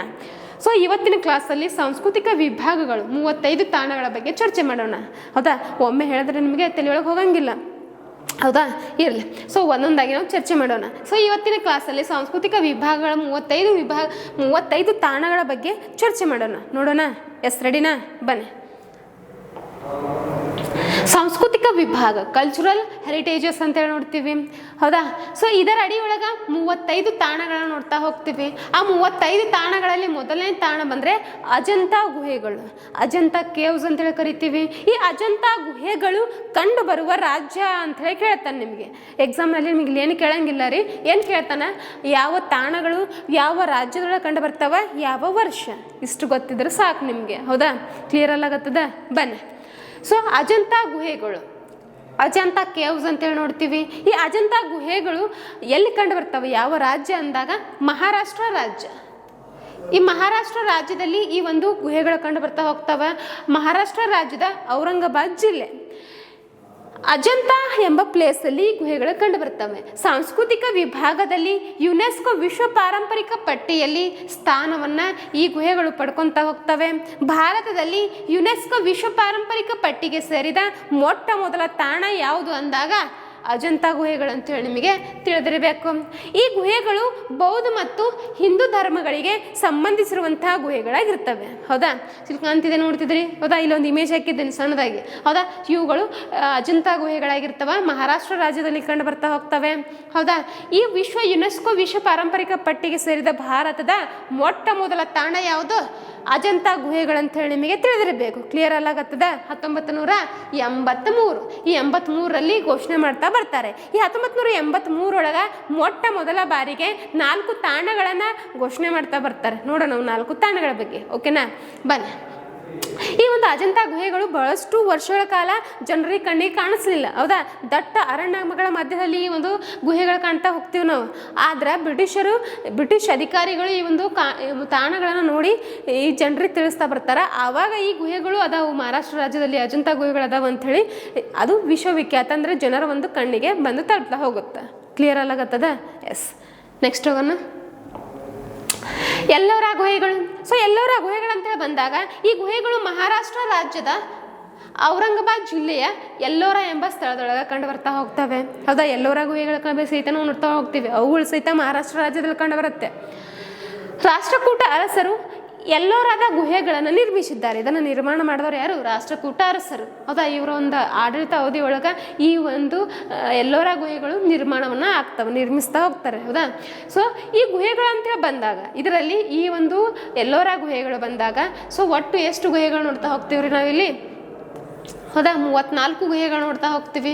ಈ 34 ಗುಹೆಗಳಲ್ಲಿ 1ರಿಂದ 12ನೇ ಗುಹೆಗಳು ಬೌದ್ಧ ಧರ್ಮಕ್ಕೆ ಸಂಬಂಧಪಟ್ಟಿದ್ದವು. ನೆಕ್ಸ್ಟು 13ರಿಂದ 29 ಗುಹೆಗಳು ಹಿಂದೂ ಧರ್ಮಗಳಿಗೆ ಸಂಬಂಧಪಟ್ಟಿದ್ದವು. ಅದೇ ಥರ 30ರಿಂದ 34 ಗುಹೆಗಳು ಬಂದಾಗ ಜೈನ ಧರ್ಮಕ್ಕೆ ಸಂಬಂಧಪಟ್ಟಿದ್ದವು. ಟೋಟಲ್ ಎಷ್ಟಿದಾವ, 34 ಗುಹೆಗಳು ಕಾಣ್ತಾ ಬರ್ತೀವಿ. ಅಜಂತಾ, ಹೌದಾ. ಅಜಂತಾ ಗುಹೆಗಳು ಬಂದಾಗ ಅಲ್ಲಿ ಎಷ್ಟಿದಾವೆ, ಎಲ್ಲೋರಾ ಗುಹೆಗಳು ಬಂದರೆ 34 ಗುಹೆಗಳು, ಅಜಂತಾ ಗುಹೆಗಳು 29 ಗುಹೆಗಳನ್ನು ಕಾಣ್ತಾ ಬರ್ಬೋದು. ಕ್ಲಿಯರ್ ಅಲ್ಲಾಗತ್ತದ. ಬನ್ನಿ. ಸೊ ನೆಕ್ಸ್ಟ್ ಥರ್ಡ್ ಒನ್ ನೋಡಿದಾಗ ಆಗ್ರಾ ಕೋಟೆ ಕಂಡು ಬರುತ್ತೆ, ಆಗ್ರಾ ಫೋರ್ಟ್ ಅಂತ ಹೇಳಿ ಬರುತ್ತೆ. ಇದನ್ನ ಈ ಒಂದು ಆಗ್ರಾ ಕೋಟೆ ಉತ್ತರ ಪ್ರದೇಶ ರಾಜ್ಯದಲ್ಲಿ ಕಂಡು ಬರ್ತಾ ಹೋಗುತ್ತೆ, ಆಗ್ರಾ ಎಂಬ ಜಿಲ್ಲೆಯ ಆಗ್ರಾ ಎಂಬ ಸ್ಥಳದೊಳಗೆ, ಹೌದಾ. ಸೊ ಇದು ಯಮುನಾ ನದಿ ದಡದ ಮೇಲೆ ಕಂಡು ಬರುತ್ತೆ. 1565ರಿಂದ 1773 ಅವಧಿಯಲ್ಲಿ ಈ ಒಂದು ಆಗ್ರಾ ಕೋಟೆ ನಿರ್ಮಾಣವಾಗುತ್ತೆ, ಹೌದಾ. ಸೊ ಯಾರ ಒಂದು ಆಡಳಿತ ಅವಧಿ ಒಳಗಂದಾಗ ಅಕ್ಬರ್ನ ಆಡಳಿತ ಅವಧಿ ಒಳಗೆ ಈ ಒಂದು ಆಗ್ರಾ ಕೋಟೆ ನಿರ್ಮಾಣ ಆಗೋದನ್ನು ನಾವು ನೋಡ್ತಾ ಬರ್ಬೋದು, ಹೌದಾ. ಇಷ್ಟು ಕ್ಲಿಯರ್ ಆಗಿ ತಿಳಿದಿರ್ಬೇಕು ನಿಮಗೆ, ಯಾವ ವರ್ಷ, ಯಾವ ಒಂದು ತಾಣ, ಯಾವ ರಾಜ್ಯ, ಇಷ್ಟು ಕ್ಲಿಯರ್ ಆಗಿರ್ಬೇಕು. ಬನ್ನಿ. ತಾಜ್ ಮಹಲ್. ಎಸ್, ನಿಮಗೆ ಹುರುಪ್ ತಂದು ಕೊಡೋದ ಯಾವುದು, ತಾಜ್ ಮಹಲ್, ಹೌದಾ. ಪ್ರೇಮಿಗಳ ಸೌಧ ಅಂತೇಳಿ ಕರಿತೀವಿ, ಹೌದಾ. ಇಲ್ಲ, ಪ್ರೇಮಿಗಳ ಸೌಧ ಯಾವುದು, ಹಾಂ, ವಿಧಾನಸೌಧನಾ? ವಿಧಾನಸೌಧ ಅಲ್ಲ, ಪ್ರೇಮಿಗಳ ಸೌಧ ಬಂದರೆ ತಾಜ್ ಮಹಲ್ ಅಂತೇಳಿ ಕರಿತೀವಿ. ವಿಧಾನಸೌಧ ಹಾಕಿರೋ ಮತ್ತೆ ಹೊಡಿಗುಂಡ ಅಂತೇಳಿ, ಹೌದಾ. ವಿಧಾನಸೌಧ ಅಲ್ಲ, ತಾಜ್ ಮಹಲ್ ಪ್ರೇಮಿಗಳ ಸೌಧ ಅಂತೇಳಿ ಕರಿತೀವಿ, ಹೌದಾ. ಈ ಒಂದು ತಾಜ್ ಮಹಲ್ ಕಂಡು ಬರೋದು ಉತ್ತರ ಪ್ರದೇಶ ರಾಜ್ಯದೊಳಗೆ, ಹೌದಾ. ಉತ್ತರ ಪ್ರದೇಶ ರಾಜ್ಯದಲ್ಲಿ ಕಂಡು ಬರುತ್ತೆ. ಉತ್ತರ ಪ್ರದೇಶ ರಾಜ್ಯದ ಆಗ್ರಾ ಎಂಬ ಸ್ಥಳದೊಳಗೆ. ಈ ಒಂದು ಆಗ್ರಾ ಬಂದರೆ ಈ ಒಂದು ಆಗ್ರಾದಲ್ಲಿ ಕಂಡುಬರುವಂಥ ತಾಜ್ ಮಹಲ್, ಹೌದಾ. ಈ ಒಂದು ಆಗ್ರಾ ನಿಯರ್ ಅಂದಾಗ ದೆಹಲಿಯ ನಿಯರಲ್ಲಿ ಕಂಡು ಬರುತ್ತೆ, ಅಂದರೆ ದೆಹಲಿಯ ಹತ್ರ ಕಂಡು ಬರುತ್ತೆ. ಆದ್ರೆ ಈ ಒಂದು ಆಗ್ರಾ ಅಂತ ಕಂಡು ಬಂದಾಗ ಇದು ಉತ್ತರ ಪ್ರದೇಶ ರಾಜ್ಯದ ಸೀಮಿತ ಒಳಗೆ ಇರ್ತೈತಿ, ಹೌದಾ. ಉತ್ತರ ಪ್ರದೇಶದ ಆಗ್ರಾ ಎಂಬಲ್ಲಿ ಈ ಒಂದು ತಾಜ್ ಮಹಲ್ ಅನ್ನು ನಾವು ಕಾಣ್ತಾ ಬರ್ಬೋದು. ಇದು ಯಮುನಾ ನದಿ ದಡದ ಮೇಲೆ ಕಂಡು ಬರುತ್ತೆ, ಯಮುನಾ ನದಿ ಹರಿತದ ಇದರ ಸುತ್ತಮುತ್ತ, ಹೌದಾ. ಮೊಘಲರ ಅರಸ ಶಹಜಾನ್ನಿಂದ ನಿರ್ಮಾಣವಾಗಿದೆ ಇದು ಯಾವುದು ತಾಜ್ ಮಹಲ್. ಶಹಜಾನ್ ಕೇಳಿರ್ತೀರಿ, ಹೌದಾ. ಮೊಘಲರ ಬಂದಾಗ ಬಹಳಷ್ಟು ಅರಸರ ಈ ಒಂದು ಮೊಘಲರು ಆಡಳಿತ ಮಾಡ್ತಾ ಬರ್ತಾ ಹೋಗ್ತಾರೆ. ಅದರಲ್ಲಿ ಶಹಜಾನ್ ಬಹಳಷ್ಟು ಫೇಮಸ್ಸು, ಹೌದಾ. ಸೊ ಈತನು ಸಾಂಸ್ಕೃತಿಕವಾಗಿ ಕಲೆ ಮತ್ತು ವಾಸ್ತುಶಿಲ್ಪ ದೃಷ್ಟಿಯಿಂದ ಬಹಳಷ್ಟು ಸ್ಮಾರಕಗಳು ಇವನ ಅವಧಿ ಒಳಗೆ ನಿರ್ಮಾಣ ಆಗ್ತಾ ಬರ್ತವೆ ಶಹಜಾನ್ ಕಾಲದೊಳಗೆ, ಹೌದಾ. ಈತ ಏನಾಗಿರ್ತಾನೆ, ಮಮತಾಜ್ ಮಹಲ್ನ ಗಂಡನಾಗಿರ್ತಾನೆ, ಪ್ರೇಯಸಿ ಅಂದರೆ ಶಹಜಾನ್ನ ಪ್ರೇಯಸಿ ಯಾರು, ಮಮತಾಜ. ಈ ಮಮತಾಜಳ ನೆನಪಿಗಾಗಿ ಶಹಜಾನ್ ಈ ಒಂದು ತಾಜ್ ಮಹಲನ್ನು ನಿರ್ಮಾಣ ಮಾಡ್ತಾ ಬರ್ತಾನೆ. ಯಾವ ಒಂದು ವರ್ಷದ ಅವಧಿಯೊಳಗೆ 1432ರಿಂದ 53ರ ಅವಧಿಯೊಳಗೆ. ಈ ಶಹಜಾನ್ ಇದಾನಲ್ಲ, ಇವನೇನು ಮಾಡಿಲ್ರಿ, ನಟಗೆ ಆಡಳಿತ ಮಾಡಿಲ್ರಿ, ಬರೇ ಕೋಟೆಗಳನ್ನು ಕಟ್ತಾ ಹೋಗಿದ್ದಾನ್ರಿ, ಹೌದಾ. ಸ್ಮಾರಕಗಳನ್ನು ಕಟ್ತಾ ಹೋಗ್ತಾನೆ, ಅದರಲ್ಲಿ ತಾಜ್ ಮಹಲ್ ಕೂಡ ಒಂದಾಗಿರುತ್ತೆ, ಹೌದಾ. ಇರಲಿ, ಹಿಸ್ಟ್ರಿ ಬೇಡ, ಹಿಸ್ಟ್ರಿ ಕೆದಕಿದ್ರೆ ನನ್ನ ಕೈಯಾಗ ಉಳಿಯಂಗಿಲ್ಲ, ಅದು ಇರಲಿ ಬೇಡದ. ನೆಕ್ಸ್ಟು ಇರ್ಲಿ ಬಿಡ್ರಿ. ಇದನ್ನು ಈ ಒಂದು ತಾಜ್ ಮಹಲನ್ನು ಶಿಲೆಗಳಲ್ಲಿನ ಭಾವಗೀತೆ ಅಂತೇಳಿ ಕರೀತಾರೆ, ಹೌದಾ. ಶಿಲೆಗಳಲ್ಲಿನ ಭಾವಗೀತೆ ಅಂತೇಳಿ ಕರಿತಾ ಹೋಗ್ತಾರೆ. ಇಲ್ಲಿ ಕಾಣ್ತಿದೆ ನೋಡ್ರಿ, ಎಸ್. ಸೊ ಈ ಒಂದು ತಾಜ್ ಮಹಲ್ ಶಿಲ್ಪಿ ಬಂದರೆ ಉಸ್ತಾದ್ ಅಹಮದ್ ಲಾಹೋರಿ. ಕೆಲವೊಂದು ಟೈಮ್ಗಳಲ್ಲಿ ಇತಿಹಾಸ ಅಂತ ಓದೋ ಟೈಮ್ ಒಳಗೆ ಮೊಘಲರಂತ ಬಂದಾಗ ವಾಸ್ತುಶಿಲ್ಪಗಳು ತುಂಬಾ ಇಂಪಾರ್ಟೆಂಟ್ ಆಗ್ತಾ ಬರ್ತಾವೆ. ದೆಹಲಿ ಸುಲ್ತಾನರಾಗಿರ್ಬೋದು, ಮೊಘಲರಾಗಿರ್ಬೋದು, ಹೌದಾ. ನೆಕ್ಸ್ಟ್ ಬಹುಮನಿಗಳಾಗಿರ್ಬೋದು, ಹೌದಾ. ಬಹುಮನಿಗಳೇ 5 ಮನೆತನಗಳು ಹೊಡಿತಾವೆ. ಅದರೊಳಗೆ ನಮ್ಮ ವಿಜಯಪುರ ಒಂದು, ಹೌದಾ. ನಮ್ಮ ವಿಜಯಪುರನೂ ಸಹಿತ ಐತಿಹಾಸಿಕ ನಗರ ರೀ. ಇಲ್ಲಿ ಬಹಳಷ್ಟು ಸ್ಮಾರಕಗಳು ಕಂಡು ಬರ್ತಾ ಹೋಗ್ತಾವೆ. ಫಾರ್ ಎಕ್ಸಾಂಪಲ್ ಪಿಸುಗುಟ್ಟು ಮೊಗಸಾಲೆ ಯಾವುದು, ಪಿಸುಗುಟ್ಟು ಮೊಗಸಾಲೆ ಯಾವುದು, ಗೋಲಗುಮ್ಮಟ ಅಂತ ಹೇಳಿ ಕರಿತಾ ಹೋಗ್ತೀವಿ. ಮುಂದಿನ ದಿನಗಳಲ್ಲಿ ಈ ಗೋಲ್ ಗುಮ್ಮಟವು ಸಹಿತ ಸೇರ್ಬೋದು ವಿಶ್ವ ಪಾರಂಪರಿಕ ಪಟ್ಟಿಗೆ, ಹೌದಾ. ಜಗತ್ತಿನ 7 ಅದ್ಭುತಗಳಲ್ಲಿ ಇದು ನಮ್ಮ ಗೋಲ್ ಗುಮ್ಮಟ ಕೂಡ ಒಂದು, ಹೌದಾ. ಯಾಕಂದಾಗ ಪಿಸುಗುಟ್ಟುವ ಮೊಗಸಾಲೆ ಅಂತ ಕರಿತೀವಿ, ಹೌದಾ. ಸೊ ಇದಕ್ಕೆ ಬಹಳಷ್ಟು ಫೇಮಸ್ ಆಗಿರುವಂಥದ್ದು ನಮ್ಮದು ಗೋಲ್ ಗುಮ್ಮಟ. ಬರ್ರಿ, ಸೊ ಇಲ್ಲಿ ಬಿಜಾಪುರ ಎಲ್ಲಿ ಸಂಧಿಗೊಂದಿ ಹೋಗ್ರಿ ನೀವು, ಹೌದಾ. ಎಲ್ಲ ಕಡೆ ಸ್ಮಾರಕಗಳೇ ಅದಾವ್ರಿ, ಅಂದರೆ ಪುಟ್ಟ ಕಟ್ಟಡಗಳೇ ಅದಾವ, ಐತಿಹಾಸಿಕ ಕಟ್ಟಡಗಳೇ ಅದಾವ, ಹೌದಾ. ಇರಲಿ, ಇಷ್ಟು ಇದರಲ್ಲಿ ನಿಮಗೆ. ನೆಕ್ಸ್ಟು ಈ ಒಂದು ತಾಜ್ ಮಹಲ್, ಮಮತಾಜ್ ಮಹಲ್ಗೋಸ್ಕರ ಶಹಜಾನ್ ಕಟ್ಟಿಸ್ತಾ ಬರ್ತಾನೆ. ಇದನ್ನು 1983ರಲ್ಲಿ ವಿಶ್ವ ಪಾರಂಪರಿಕ ತಾಣವೆಂದು ಘೋಷಣೆ ಮಾಡ್ತಾ ಬರ್ತಾರೆ, ಹೌದಾ. ಪ್ರೀತಿಯ ಸೌಧ ಯಾವುದು, ತಾಜ್ ಮಹಲ್. ಪ್ರೇಮಿಗಳಿಗೆ ಬಹಳಷ್ಟು ಇಷ್ಟ ಇದೊಂದು ತಾಜ್ ಮಹಲ್, ಹೌದಾ. ಸೊ ಪ್ರೇಮಿಗಳ ಜಾತಿ ಹೆಚ್ಚು, ಅಲ್ಲಿ ಪ್ರೇಮಿಗಳೇ ಹೋಗ್ತಾರೆ, ಹೌದಾ. ನೀವು ಹೋಗಿ ಬರ್ರಿ, ಮುಂದೆ ಲೈಫ್ ಒಳಗೆ ನೋಡ್ಬೇಕ್ರಿ, ಎಲ್ಲ ಸ್ಥಳಗಳು ನೋಡ್ಬೇಕ್ರಿ, ಹೌದಾ. ಇದೆ ಅಂತೆಲ್ಲ ಭಾರತದಲ್ಲಿ ಒಂದು ವರ್ಲ್ಡ್ ಟೂರೇ ಹೋಗಿ ಬನ್ನಿರಿ, ಹೌದಾ. ಸೊ ಜಾಬ್ ಅಂದಮೇಲೆ ಇನ್ನೇನಿರುತ್ತೆ, ಕೆಲಸ ಮಾಡೋದು, ಹೋಗಿ ಬರೋದು ಅಷ್ಟೇ. ಹೋಗಿ ಬರ್ರಿ, ಟೈಮ್ ಸಿಕ್ಕ್ರಿ, ಹೌದಾ. ತಾಜ್ ಮಹಲ್ ತುಂಬ ಚೆನ್ನಾಗಿದೆ, ಹೋಗಿ ಬನ್ನಿ. ಅದ್ರ ಮುಂದೆ ಒಂದು ಉದ್ಯಾನವನವು ಸಹಿತ ನೋಡ್ತಾ ಬರ್ತೀವಿ ನಾವು, ಹೌದಾ. ಸೊ ನೆಕ್ಸ್ಟ್ ನೋಡೋಣ ಬನ್ನಿ. ತಾಜ್ ಮಹಲ್ ಸಿಕ್ಕರೆ ಮುಗಿಯಂಗಿಲ್ಲ, ಅದಕ್ಕಾಗಿ ಬರ್ರಿ ನೆಕ್ಸ್ಟ್ ಹೋಗೋಣ. ಸೊ 5th ಒನ್ ಬಂದಾಗ ಕೊನಾರ್ಕ್ ಸೂರ್ಯ ಟೆಂಪಲ್, ಕೊನಾರ್ಕ್ ಸೂರ್ಯ ದೇವಾಲಯ ಅಂತೇಳಿ ನೋಡ್ತೀವಿ, ಹೌದಾ. ಈ ಒಂದು ಕೊನಾರ್ಕ್ ಸೂರ್ಯ ದೇವಾಲಯ ಕಂಡು ಬರೋದು ಒಡಿಸ್ಸಾ ರಾಜ್ಯ ಒಳಗೆ ಕಂಡು ಬರ್ತಾ ಹೋಗುತ್ತೆ, ಹೌದಾ. ಸೊ ಇದನ್ನು ಬ್ಲ್ಯಾಕ್ ಪಕೋಡ ಅಂತ ಹೇಳಿ ಕರಿತಾ ಹೋಗ್ತಾರೆ, ಯಾವುದು, ಕೊನಾರ್ಕ್ ಸೂರ್ಯ ಟೆಂಪಲನ್ನು.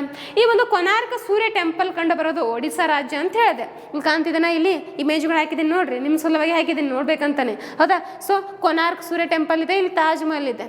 ಸೊ ಕೊನಾರ್ಕ್ ಸೂರ್ಯ ಟೆಂಪಲ್ ಅಂತ ಹೇಳಿ ಬಂದಾಗ ಅದು ಈ ಒಂದು ದೇವಾಲಯ ಸೂರ್ಯನಿಗೆ ಅರ್ಪಿತವಾದ ದೇವಾಲಯ ಆಗಿರುತ್ತೆ.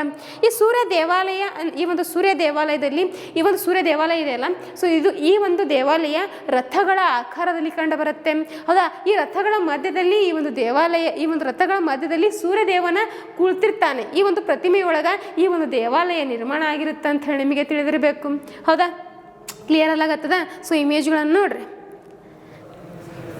ನೆಕ್ಸ್ಟು ಭಾರತ ಸರ್ಕಾರ ಹೊರಡಿಸಿರುವ 10 ರೂಪಾಯಿ ನೋಟಿನ ಹಿಂದ್ಗಡೆ ಈ ಒಂದು ಕೊನಾರ್ಕ್ ಸೂರ್ಯ ಟೆಂಪಲ್ನ ಚಿತ್ರವನ್ನು ನಾವು ಕಾಣ್ತಾ ಬರಬಹುದು. ಇರಲಿ, ಸೊ ನೋಟುಗಳ ಮೇಲಿರುವಂಥ ಚಿತ್ರಗಳು ತುಂಬ ಇಂಪಾರ್ಟೆಂಟ್ ಆಗ್ತದೆ ಎಕ್ಸಾಮ್ ಪರ್ಪೋಸ್. ಬನ್ನಿ ನೋಡ್ಕೊರಿ ಅದನ್ನು.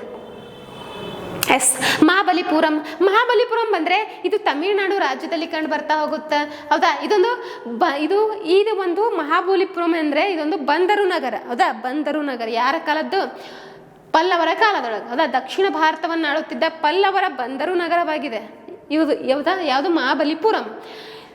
ಕಲ್ಲಿನಿಂದ ಕೊರೆದ ಪಂಚರಥಗಳು ಈ ಒಂದು ಮಹಾಬಲಿಪುರಂನೊಳಗೆ ನಾವು ಕಾಣ್ತಾ ಬರಬಹುದು. ಹೌದಾ? ಸೊ ಮಹಾಬಲಿಪುರಂ ಅಂದರೆ ತಮಿಳುನಾಡು ರಾಜ್ಯದಲ್ಲಿ ನಾವು ಕಾಣ್ತಾ ಹೋಗ್ತೀವಿ. ಇದನ್ನು 1984 ವಿಶ್ವ ಪಾರಂಪರಿಕ ತಾಣಗಳ ಪಟ್ಟಿಗೆ ಸೇರಿಸ್ತಾ ಹೋಗ್ತಾರೆ. ಕ್ಲಿಯರ್ ಆಗತ್ತದ? ಬನ್ನಿ. ಎಸ್, ನೆಕ್ಸ್ಟು 7th ಒನ್ ಬಂದರೆ ಚರ್ಚ್ ಮತ್ತು ಕಾನ್ವೆಂಟ್ಗಳಂತ ಹೇಳಿ ನೋಡ್ತೀವಿ. ಈ ಚರ್ಚ್ ಮತ್ತು ಕಾನ್ವೆಂಟ್ಗಳನ್ನು 1986 ವಿಶ್ವ ಪಾರಂಪರಿಕ ಪಟ್ಟಿಗೆ ಸೇರಿಸ್ತಾ ಬರ್ತಾರೆ. ಈ ಚರ್ಚ್ಗಳು ಯಾವ ರಾಜ್ಯದಲ್ಲಿ ಕಂಡು ಬರುತ್ತೆ ಅಂತ ಹೇಳಿ ನಿಮಗೆ ಕ್ವಶನ್ ಆಗ್ತಾ ಬರುತ್ತೆ. ಯಾವ ರಾಜ್ಯ? ಗೋವಾ. ಹೌದಾ? ನೆಕ್ಸ್ಟ್ ಖುಜುರಾಹೋ ಸ್ಮಾರಕ ಸಮೂಹಗಳು, ವೆರಿ ಇಂಪಾರ್ಟೆಂಟ್. ಹೌದಾ? ಮುಂಬರುವ ಎಕ್ಸಾಮ್ಗಳಿಗೂ ಇಂಪಾರ್ಟೆಂಟ್. ಹೌದಾ? ಇತಿಹಾಸ ದೃಷ್ಟಿಯಿಂದ ಸಹಿತ ಇದ್ರ ಮೇಲೆ ಕ್ವಶನ್ಸ್ಗಳು ಆಗ್ತಾ ಬರ್ತಾವ್ರಿ ನಿಮಗೆ. ಹೌದಾ? ಇಲ್ಲಿ ಭೌಗೋಳಿಕವಾಗಿ ಐತಿಹಾಸಿಕವಾಗಿ ಕ್ವಶನ್ಸ್ಗಳನ್ನು ಕೇಳ್ತಾ ಬರ್ತಾನೆ. GK ಅಷ್ಟೇ ಅಲ್ಲ, ಇಲ್ಲೆಲ್ಲವೂ ಕವರ್ ಆಗುತ್ತೆ ನಿಮಗೆ.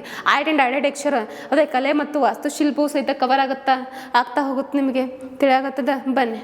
ಸೊ ಖುಜುರಾಹೋ ಸ್ಮಾರಕ ಸಮೂಹಗಳು ಬಂದಾಗ ಈ ಒಂದು ಸ್ಮಾರಕ ಸಮೂಹಗಳು ಮಧ್ಯಪ್ರದೇಶ ರಾಜ್ಯದಲ್ಲಿ ಕಂಡು ಬರ್ತಾ ಹೋಗ್ತವೆ. ಮಧ್ಯಪ್ರದೇಶ. ಹೌದಾ? ಸೊ ಈ ಒಂದು ಸಮೂಹಗಳು ಬಂದಾಗ 1986 ಇದನ್ನು ವಿಶ್ವ ಪಾರಂಪರಿಕ ಪಟ್ಟಿಗೆ ಸೇರಿಸ್ತಾ ಬರ್ತಾರೆ. ಈ ಖುಜುರಾಹೋ ಸ್ಮಾರಕ ಸಮೂಹಗಳಂತ ಬಂದಾಗ ಈ ಖುಜುರಾಹೋ ಸ್ಮಾರಕ ಸಮೂಹಗಳಲ್ಲಿ ಬಹಳಷ್ಟು ಸ್ಮಾರಕಗಳು ಕಂಡು ಬರ್ತಾವೆ. ಅದರಲ್ಲಿ ಒಂದು ಯಾವುದು? ಖುಜುರಾಹೋ ಖಂಡರಾಯ ಮಹಾದೇವಾಲಯ, ಅತಿ ದೊಡ್ಡ ಸ್ಮಾರಕ. ಖುಜುರಾಹೋ ಸ್ಮಾರಕ ಸಮೂಹಗಳಲ್ಲಿ ಅತಿ ದೊಡ್ಡದು ಯಾವುದು? ಖುಜುರಾಹೋ ಖಂಡರಾಯ ಮಹಾದೇವಾಲಯ ಅಂತ ಹೇಳಿ ನೋಡ್ತಾ ಹೋಗ್ತೀವಿ. ಹೌದಾ? ಕೇಳ್ತಾನೆ ನಿಮಗೆ, ಖುಜುರಾಹೋ ಖಂಡರಾಯ ಮಹಾದೇವಾಲಯ ಯಾವ ರಾಜ್ಯದಲ್ಲಿ ಕಂಡು ಬರುತ್ತೆ ಅಂತ ಹೇಳಿ. PSI question, PC question. ಹೌದಾ? ಇವೇ ಯಾವ ರಾಜ್ಯ? ಮಧ್ಯಪ್ರದೇಶ್. ಸೊ ಈ ಹಿಂದೆ ಕ್ವಶನ್ಸ್ಗಳನ್ನು ಕೇಳಿದ್ದಾನೆ, ನೋಡ್ಕೊರೆ. ನೆಕ್ಸ್ಟ್ ಈ ಒಂದು ಖುಜುರಾಹೋ ಸ್ಮಾರಕ ಸಮೂಹ ಬಂದರೆ ಈ ಒಂದು ಸ್ಮಾರಕ ಸಮೂಹಗಳಲ್ಲಿರುವಂಥ ಸ್ಮಾರಕಗಳು ಅತಿ ಹೆಚ್ಚು ನಾಗರ ಶೈಲಿ ಒಳಗೆ ಕಂಡು ಬರ್ತಾವೆ. ಕಳಿಂಗ ಶೈಲಿ ಅಂತಲೇ ಕರಿತೀವಿ. ಬಹುತೇಕ ಈ ಒಂದು ಕಳಿಂಗ ಶೈಲಿ ನಾಗರ ಶೈಲಿ ರೀತಿಯಲ್ಲೇ ಬರುತ್ತೆ. ಹೌದಾ? ಸೊ ಈ ಒಂದು ಶೈಲಿ ಒಳಗೆ ಕಂಡು ಬರ್ತಾ ಹೋಗ್ತಾವೆ. ಯಾವ ಮನೆತನದವರಿಗೆ ಸಂಬಂಧಪಟ್ಟಿದ್ದಾವೆ ಅಂತ ಹೇಳಿ ಕ್ವಶನ್ಸ್ ಕೇಳ್ತಾನೆ ಒಂದು ಟೈಮ್ ಒಳಗೆ ನಿಮಗೆ. ಹೌದಾ? ಚಂದೇಲರು ರಜಪೂತ್ ಮನೆತನಗಳ ಬರ್ತಾವ. ಅದರಲ್ಲಿ ಚಂದೇಲರು ಬಹಳಷ್ಟು ಪ್ರಮುಖರು. ಈ ಚಂದೇಲರ ಕಾಲದೊಳಗೆ ಈ ಒಂದು ಖುಜುರಾಹೋ ಸ್ಮಾರಕ ಸಮೂಹಗಳನ್ನು ನಿರ್ಮಾಣ ಮಾಡ್ತಾ ಹೋಗ್ತಾರೆ. ಹೌದಾ? ಇದನ್ನ the great god of the cave ಅಂತ ಹೇಳಿ ಕರಿತಾ ಹೋಗ್ತಾರೆ. The great god of the cave. ತಿಳಿಯಾಗತ್ತದ? ಎಸ್, ನೋಡ್ಕೊರಿ ಒಂದು ನಿಮಿಷ. ಸೊ ಇಮೇಜ್ಗಳು ನೋಡ್ರಿ, ಇಲ್ಲಿ ಹಾಕಿದ್ದೀನಿ ನಾನು. ಹೌದಾ? ಸೊ ಮಹಾಬಲಿಪುರಂ ನಗರ ಇದೆ, ಬಂದರು ನಗರ. ನೆಕ್ಸ್ಟು ಈ ಕಡೆ ಯಾವುದು? ಚರ್ಚ್ ಮತ್ತು ಕಾನ್ವೆಂಟ್ಗಳಿದಾವೆ. ನೆಕ್ಸ್ಟ್ ಈ ಕಡೆ ಖುಜುರಾಹೋ ಖಂಡರಾಯ ಮಹಾದೇವಾಲಯವಿದೆ. ಕ್ಲಿಯರ್ ಆಯ್ತು? ನೆಕ್ಸ್ಟ್ ಹೋಗೋಣ. ಫತೇಪುರ್ ಸಿಕ್ರಿ. ಈ ಫತೇಪುರ್ ಸಿಕ್ರಿ ಅಂತ ಹೇಳಿ ಬಂದಾಗ ಇದೊಂದು ನಗರ ರೀ. ಹೌದಾ? ಈ ಒಂದು ನಗರ ಉತ್ತರ ಪ್ರದೇಶ ರಾಜ್ಯದಲ್ಲಿ ಕಂಡು ಬರ್ತಾ ಹೋಗುತ್ತೆ. ಹೌದಾ? 1951 ಮೊಘಲರ ದೊರೆ ಅಕ್ಬರ್ನಿಂದ ಇದು ನಿರ್ಮಾಣವಾಗಿದೆ.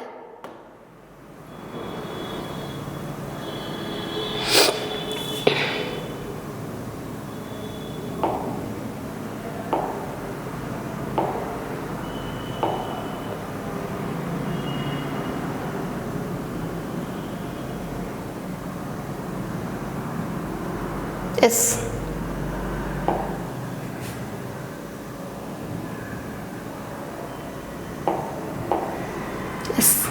ಸೊ ಈ ಒಂದು ಉತ್ತರ ಪ್ರದೇಶ ರಾಜ್ಯದಲ್ಲಿ ಕಂಡು ಬರುತ್ತೆ. 1571 ಮೊಘಲರ ದೊರೆ ಅಕ್ಬರ್ನಿಂದ ಈ ಒಂದು ಫತೇಪುರ್ ಸಿಕ್ರಿ ನಗರ ನಿರ್ಮಾಣವಾಗ್ತದೆ.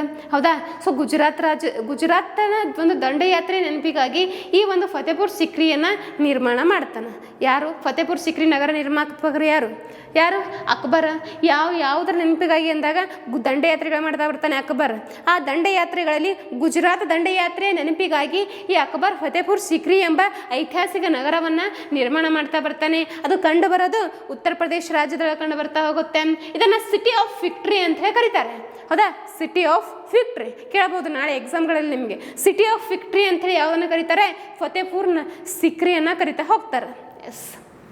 ಸೊ 10th ಒನ್ ಬಂದಾಗ ಎಲಿಫೆಂಟಾ ಗುಹೆಗಳು. 1987 ಈ ಎಲಿಫೆಂಟಾ ಗುಹೆಗಳನ್ನು ವಿಶ್ವ ಪಾರಂಪರಿಕ ಪಟ್ಟಿಗೆ ಸೇರಿಸ್ತಾ ಹೋಗ್ತಾರೆ. ಈ ಒಂದು ಎಲಿಫೆಂಟಾ ಗುಹೆಗಳು ಕಂಡು ಬರೋದು ಮಹಾರಾಷ್ಟ್ರ ರಾಜ್ಯದ ಮುಂಬೈ ಹತ್ತಿರ. ಹೌದಾ?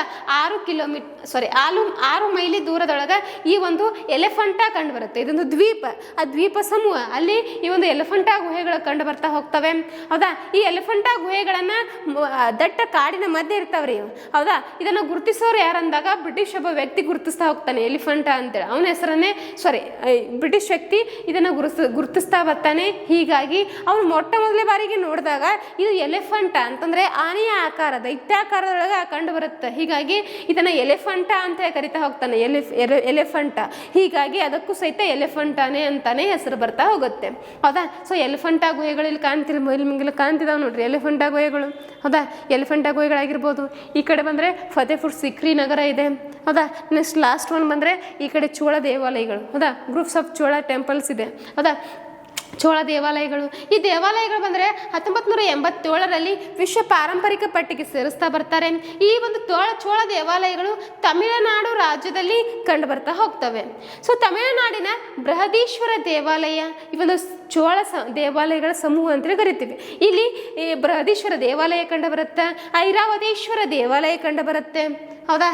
ನೆಕ್ಸ್ಟು ಈ ಒಂದು ಬೃಹದೀಶ್ವರ ದೇವಾಲಯವನ್ನು 1ನೇಯ ರಾಜರಾಜ ಚೋಳ ಈ ಒಂದು ದೇವಾಲಯವನ್ನು ನಿರ್ಮಿಸ್ತಾ ಹೋಗ್ತಾನೆ, ಕಟ್ತಾ ಹೋಗ್ತಾನೆ. ಹೌದಾ? ಇತಿಹಾಸ ಒಳಗೆ ನೋಡಿರ್ತೀರಿ ನೀವು, ದಕ್ಷಿಣ ಭಾರತವನ್ನು ಆಳಿದ ಮನೆತನಗಳಲ್ಲಿ ಚೋಳರು ಬಹಳಷ್ಟು ಫೇಮಸ್.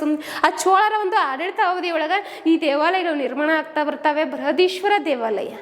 ನೆಕ್ಸ್ಟು ಇನ್ನೊಂದು ಐರಾವತೇಶ್ವರ ದೇವಾಲಯ ಅಂತ ಬಂದಾಗ ಈ ಒಂದು ದೇವಾಲಯವನ್ನು 2ನೇಯ ರಾಜರಾಜ ಚೋಳ ಇದನ್ನು ನಿರ್ಮಾಣ ಮಾಡ್ತಾ ಬರ್ತಾನೆ. ಇನ್ನು ಬಹಳಷ್ಟು ದೇವಾಲಯಗಳದಾವೆ, ಆದರೆ ಇದರಲ್ಲಿ ಪ್ರಮುಖವಾಗಿ ನಿಮಗೆ ಬೃಹದೀಶ್ವರ ದೇವಾಲಯ, ಐರಾವತೇಶ್ವರ ದೇವಾಲಯ ನಿಮಗೆ ತಿಳಿದಿರಬೇಕಾಗ್ತದೆ. ಕ್ಲಿಯರ್ ಆಯಿತು? ಸೊ ನೋಡ್ಕೊರಿ, ಇಮೇಜು ನೋಡ್ಕೊರಿ ಒಂದು ಟೈಮ್. ಎಸ್, ಎಷ್ಟು ಚಂದ ಅದಾವ ನೋಡ್ರಿ. ಹೋಗಿ ಬರ್ಬೇಕ್ರಿ, ಹೋಗಿ ಬರ್ರಿ ಒಂದು ಸರ್ತಿ. ಹೌದಾ? ಲೈಫ್ ಒಳಗೆ ಒಂದು ಸರ್ತಿ ಹೋಗಿ ಬರ್ಬೇಕು. ಸಾಂಚಿಯ ಬುದ್ಧ ಸ್ಮಾರಕ. So Buddhist monuments and Sanchi. So ಈ ಒಂದು ಸಾಂಚಿಯ ಬುದ್ಧ ಸ್ಮಾರಕವನ್ನು, ಹೌದಾ, ಸೊ 1989ರಲ್ಲಿ ಯುನೆಸ್ಕೋ ವಿಶ್ವ ಪಾರಂಪರಿಕ ಪಟ್ಟಿಗೆ ಸೇರಿಸ್ತಾ ಹೋಗ್ತಾರೆ. ಹೌದಾ? ಈ ಒಂದು ಸ್ಮಾರಕಗಳು ಕಂಡುಬರುವ ರಾಜ್ಯ ಬಂದಾಗ, ಹೌದಾ, ಮಧ್ಯಪ್ರದೇಶ ರಾಜ್ಯದೊಳಗೆ ಕಂಡು ಬರ್ತಾ ಹೋಗ್ತೈತಿ. ಸಾಂಚಿಯ ಸ್ತೂಪ ಓದಿರ್ತೀರಿ ನೀವು. ಹೌದಾ? ಮಧ್ಯಪ್ರದೇಶ ಅಂತ ಹೇಳಿ ನಿಮಗೆ ತಿಳಿದಿರಬೇಕು. ಇಲ್ಲಿ ಇಮೇಜ್ ಕಾಣ್ತಿದೆ ನೋಡ್ರಿ, ಸಾಂಚಿಯ ಸ್ತೂಪ. ಬುದ್ಧನ ಒಂದು ಅವಶೇಷಗಳ ಮೇಲೆ ಕಟ್ಟಲಾಗತ್ತೆ ಈ ಒಂದು ಸ್ತೂಪಗಳನ್ನು. ಹೌದಾ? ಸೊ ತಿಳಿದಿರ್ಬೇಕು ನಿಮಗೆ, ಇತಿಹಾಸ ಒಳಗೆ ಓದ್ತಾ ಬರ್ತೀರ ಅದರ ಬಗ್ಗೆ. ನೆಕ್ಸ್ಟ್ 13ನೇದು ಬಂದರೆ ಹುಮಾಯೂನ್ ಗೋರಿ. ಈ ಹುಮಾಯೂನ್ ಗೋರಿ ಅಂತ ಹೇಳಿ ಬಂದಾಗ ಇದು ದೆಹಲಿ ಒಳಗೆ ಕಂಡು ಬರ್ತಾ ಹೋಗ್ತೈತಿ, ಹುಮಾಯೂನ್ ಗೋರಿ. ಹೌದಾ? ದೆಹಲಿ. ಈ ದೆಹಲಿ ಒಳಗೆ ಈ ಒಂದು ಹುಮಾಯೂನ್ ಗೋರಿ ಕಂಡು ಬರ್ತೈತಿ. ಭಾರತದಲ್ಲಿ ಅಥವಾ ಭಾರತದಲ್ಲಿ ಮೊಟ್ಟ ಮೊದಲ ಬಾರಿಗೆ ಉದ್ಯಾನವನವನ್ನು ಹೊಂದಿರುವಂಥ ಏಕೈಕ ಸಮಾಧಿ ಇದೆ ಎಂದಾಗ ಅದುವೇ ಹುಮಾಯೂನ್ ಗೋರಿ ಆಗಿರುತ್ತೆ. ಹೌದಾ? ಉದ್ಯಾನವನವನ್ನು ಹೊಂದಿರುವಂಥ ಏಕೈಕ ಗೋರಿ ಯಾವುದು? ಹುಮಾಯೂನ್ ಗೋರಿ. ಇಲ್ಲಿ ಕಾಣ್ತಿದೆ ಗೋರಿ. ಹೌದಾ? ಸೊ ಇಲ್ಲಿ ಈ ಕಡೆ ಮುಂದ್ಗಡೆ ಸೈಡ್ ಇದೆ ಉದ್ಯಾನವನ. ಹೌದಾ? ಗಾರ್ಡನ್ ಇದೆ, ನಾನು ಹಾಕಿಲ್ಲ, ಗಾರ್ಡನ್ನ ಕಟ್ ಮಾಡೀನಿ. ಸೊ ಇದ್ರ ಮುಂದ್ಗಡೆ ಎಲ್ಲ ಗಾರ್ಡನ್ ಕಂಡು ಬರ್ತಾ ಹೋಗ್ತೈತೆ. ಹೌದಾ? ನೆಕ್ಸ್ಟ್ ಕೇಳಿದಾನೆ ಎಕ್ಸಾಮ್ಗೆ. ಹೌದಾ? ಕೇಸೆಟ್ ಕ್ವಶನ್ ಆಗಿದ್ದಾರೆ, ಅದಕ್ಕೆ ಹೇಳ್ತೀನಿ. ಕೇಸೆಟ್ ಅಂದರೆ ಇದನ್ನು ಈಗ ನೀವು MA ಹಿಸ್ಟ್ರಿ ಮಾಡಿರ್ತೀರಲ್ಲ, ಸೊ ನಿಮಗೆಲ್ಲ ಅಪ್ಲೈ ಆಗ್ತಾ ಬರುತ್ತೆ. ಸೊ ಕೇಸೆಟ್ ಒಳಗೆ ಹಿಸ್ಟ್ರಿ ರಿಲೇಟೆಡ್ ಆಗಿ ಒಂದು ಕ್ವಶನ್ ಕೇಳಿದ್ದಾನೆ. ಹೌದಾ? ಜಗತ್ತಿನಲ್ಲಿ ಉದ್ಯಾನವನ ಹೊಂದಿರುವ ಏಕೈಕ ಸಮಾಧಿ ಬಂದರೆ ಹುಮಾಯೂನ್ ಗೋರಿ. ಸೊ ದೆಹಲಿ ಒಳಗೆ ಕಂಡು ಬರುತ್ತೆ. ಇದನ್ನು 1993ರಲ್ಲಿ ಯುನೆಸ್ಕೋ ವಿಶ್ವ ಪಾರಂಪರಿಕ ಪಟ್ಟಿಗೆ ಸೇರಿಸ್ತಾ ಹೋಗ್ತಾರೆ. ಈ ವಾಸ್ತುಶಿಲ್ಪ ಅಂತಂದರೆ ಈ ಒಂದು ಗೋರಿಯನ್ನು ನಿರ್ಮಿಸಿದವನು ವಾಸ್ತುಶಿಲ್ಪಿ ಅಂತೇಳಿ ಬರ್ತಾರೆ. ಯಾರಂದಾಗ ಮಿರ್ಜಾ ಗಿಯಾತ್ ಅಂತೇಳಿ. ಹೌದಾ? ಇದರ ಶಿಲ್ಪಿ ಬಂದರೆ ಮಿರ್ಜಾ ಗಿಯಾತ್. 2 ಬಾಗಿಲು, ಈ ಒಂದು ಸಮಾಧಿ ಅಥವಾ ಈ ಗೋರಿ 2 ಬಾಗಿಲುಗಳನ್ನು ಒಳಗೊಂಡೈತಿ. ಅಲ್ಲದೆ 42.5 ಮೀಟರ್ ಎತ್ತರವನ್ನು ಒಳಗೊಂಡದ. ಭಾರತದಲ್ಲಿ ಉದ್ಯಾನವನವನ್ನು ಹೊಂದಿರುವ ಮೊದಲ ಸಮಾಧಿ ಯಾವುದು? ಹುಮಾಯೂನ್ ಗೋರಿ. ಎಸ್. ನೆಕ್ಸ್ಟು ಇಲ್ಲಿ ಕಾಣ್ತಿದ್ದಾನ ಹುಮಾಯೂನ್ ಗೋರಿ ನೋಡ್ರಿ. ಎಸ್, ಹುಮಾಯೂನ್. ಕ್ಲಿಯರ್ ಆಗತ್ತದ? ಎಸ್. ಸೊ ಮೊಘಲರ ಪ್ರಮುಖ ಅರಸ ಹುಮಾಯೂನ್. ಹೌದಾ? ಹುಮಾಯೂನನ ತಂಗಿ ಗುಲ್ಬದನ್ ಬೇಗಂ ಹುಮಾಯೂನ್ ನಾಮ ಬರ್ತಾ. ಹೌದಾ? ಸೊ ಈ ಒಂದು ಹುಮಾಯೂನನ ಆತ್ಮಚರಿತ್ರೆ ಆಗಿರ್ತೈತಿ. ಬರೆದವರು ಗುಲ್ಬದನ್ ಬೇಗಂ. ಯಾರು? ಹುಮಾಯೂನನ ಸಹೋದರಿ. ತಿಳಿಯಾಗತ್ತದ? ಎಸ್. ಸೊ ಇತಿಹಾಸ ಅಂತಂದಾಗ ಬಹಳಷ್ಟು ಚಂದ ಐತ್ರಿ. ಹುಮಾಯೂನ್ ಬಗ್ಗೆ ಓದ್ರಿ, ಇತಿಹಾಸ ಪುಸ್ತಕ ತೆಗೆದು. ಹೌದಾ? ಎಕ್ಸಾಮ್ ಸಲುವಾಗಿ ಓದಬೇಡ್ರಿ, ನಾಲೆಜ್ ಗೊತ್ತಿರಬೇಕು ನಿಮ್ಗೆ. ಹೌದಾ? ನಾಲೆಜ್ ಇರಬೇಕು. ಯಾವುದೇ ಒಂದು ಟಾಪಿಕ್ ಕುರಿತಾಗಿ, ಯಾವುದೇ ಒಂದು ಇತಿಹಾಸ, ಒಂದು ಸ್ಮಾರಕದ ಕುರಿತಾಗಿ ಅದರ ಬಗ್ಗೆ ನಿಮಗೆ ತಿಳಿದಿರಬೇಕಾಗತ್ತೆ. ಹೌದಾ? ಇರಲಿ. ಕ್ಲಿಯರ್ ಆಗತ್ತದ? ಹುಮಾಯೂನ. ಹೌದಾ? ಹುಮಾಯೂನ್ ಅಂತ ಬಂದಾಗ, ಹೌದಾ, ಸೊ ಇತಿಹಾಸ ಒಳಗೆ 2 ಬಾರಿ ಸಿಂಹಾಸನವನ್ನೇರಿದ ಏಕೈಕ ಅರಸ ಯಾರು? ಮೊಘಲರ ಏಕೈಕ ಅರಸ ಹುಮಾಯೂನ್. ಹೌದಾ. ಸೊ 2 ಬಾರಿ ಸಿಂಹಾಸನವನ್ನ ಇರ್ತಾನ್ರಿ. ಏನು ಗೆಲ್ಲೋದು ಮತ್ತು ಸೋಲೋದು ಮತ್ತು ಸಾಮ್ರಾಜ್ಯ ಬಿಟ್ಟು ಹೋಗೋದು, ಎಲ್ಲ ಕಳ್ಕೊಳ್ಳೋದು ಮತ್ತೆ ಗೆಲ್ಲೋದು ಮತ್ತೆ ಸೋಲೋದು, ಈ ಥರನೇ ಮಾಡ್ಕೊಂತ ಹೋಗ್ತಾನೆ ಜೀವನ ಪೂರ್ತಿ. ಯಾರು? ಹುಮಾಯೂನ. ಹೌದಾ. ಹುಮಾಯೂನ ಮಗ ಯಾರು? ಅಕ್ಬರ. ಹೌದಾ. ಸೊ ಯುದ್ಧ ಟೈಮ್ ಒಳಗೆ ಅಕ್ಬರ್ ಹುಡ್ತಾ ಹೋಗ್ತಾನೆ. ಹುಮಾಯೂನ್ ಮಗ ಯಾರು? ಅಕ್ಬರ. ಸೊ ಎಲ್ಲ ಗೊತ್ತಿರಬೇಕು. ಬನ್ನಿ ನೆಕ್ಸ್ಟ್ ಕುತುಬ್ ಮಿನಾರ್ ಸಂಕೀರ್ಣ ಸ್ಮಾರಕ. ನೆಕ್ಸ್ಟ್ ಒನ್ ಬಂದಾಗ ಕುತುಬ್ ಮಿನಾರ್ ಸಂಕೀರ್ಣ ಸ್ಮಾರಕ. ಹೌದಾ. ಇದನ್ನು ಇದು ದೆಹಲಿ ಗೋಪುರ. ಹೌದಾ. ಈ ಒಂದು ಗೋಪುರ ಕುತುಬ್ ಮಿನಾರ್. ಹೌದಾ, ಕೇಳಿರ್ತೀರಿ. ಸಂಕೀರ್ಣ ಸ್ಮಾರಕ. ಇದ್ರ ಸುತ್ತಮುತ್ತಲು ಬಹಳಷ್ಟು ಸ್ಮಾರಕಗಳು ಕಂಡು ಬರ್ತಾವ. ಅದರಲ್ಲಿ ಒಂದು ಪ್ರಮುಖವಾಗಿ ಕುತುಬ್ ಮಿನಾರ್ ಅಂತ ಹೇಳಿ ನೋಡ್ತೀವಿ. ಹೌದಾ. ಸೊ ಕುತುಬ್ ಮಿನಾರ್ ಬಂದರೆ ಇತಿಹಾಸ ದೃಷ್ಟಿಯಿಂದ ತುಂಬಾ ಇಂಪಾರ್ಟೆಂಟ್ ಆಗಿರುತ್ತೆ, ಈ ಒಂದು ವಾಸ್ತುಶಿಲ್ಪ ದೃಷ್ಟಿಯಿಂದ. ಹೌದಾ. ಸೊ ದೆಹಲಿ ಸುಲ್ತಾನರು ಅಂತ ಹೇಳಿ ಬರ್ತಾರೆ. ಈ ದೆಹಲಿ ಸುಲ್ತಾನರು ಅಂತ ಹೇಳಿ ಬರ್ತಾರೆ. ಹೌದಾ. ಇವರ ಆಡಳಿತ ಅವಧಿ ಒಳಗೆ ಈ ಒಂದು ಕುತುಬ್ ಮಿನಾರ್ ನಿರ್ಮಾಣ ಆಗ್ತಾ ಬರ್ತೈತಿ. ಹೌದಾ.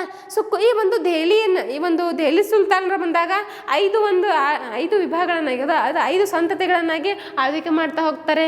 ಗುಲಾಮಿ. ಹೌದಾ. ತುಘಲಕ್, ಸಯ್ಯದ್, ಲೋಧಿ. ಹೌದಾ. ಸೊ ಖಿಲ್ಜಿ, ಈ ಥರ 5 ಸಂತತಿಗಳ ಆಳ್ವಿಕೆ ಮಾಡ್ತಾ ಬರ್ತಾವ. ಅದರಲ್ಲಿ ಗುಲಾಮಿ ಸಂತತಿಯ ಸ್ಥಾಪಕ ಅಂತಲೇ ಕರಿತಾ ಹೋಗ್ತೀವಿ. ಯಾರು? ಕುತುಬುದ್ದೀನ್ ಐಬಕ್. ಹೌದಾ.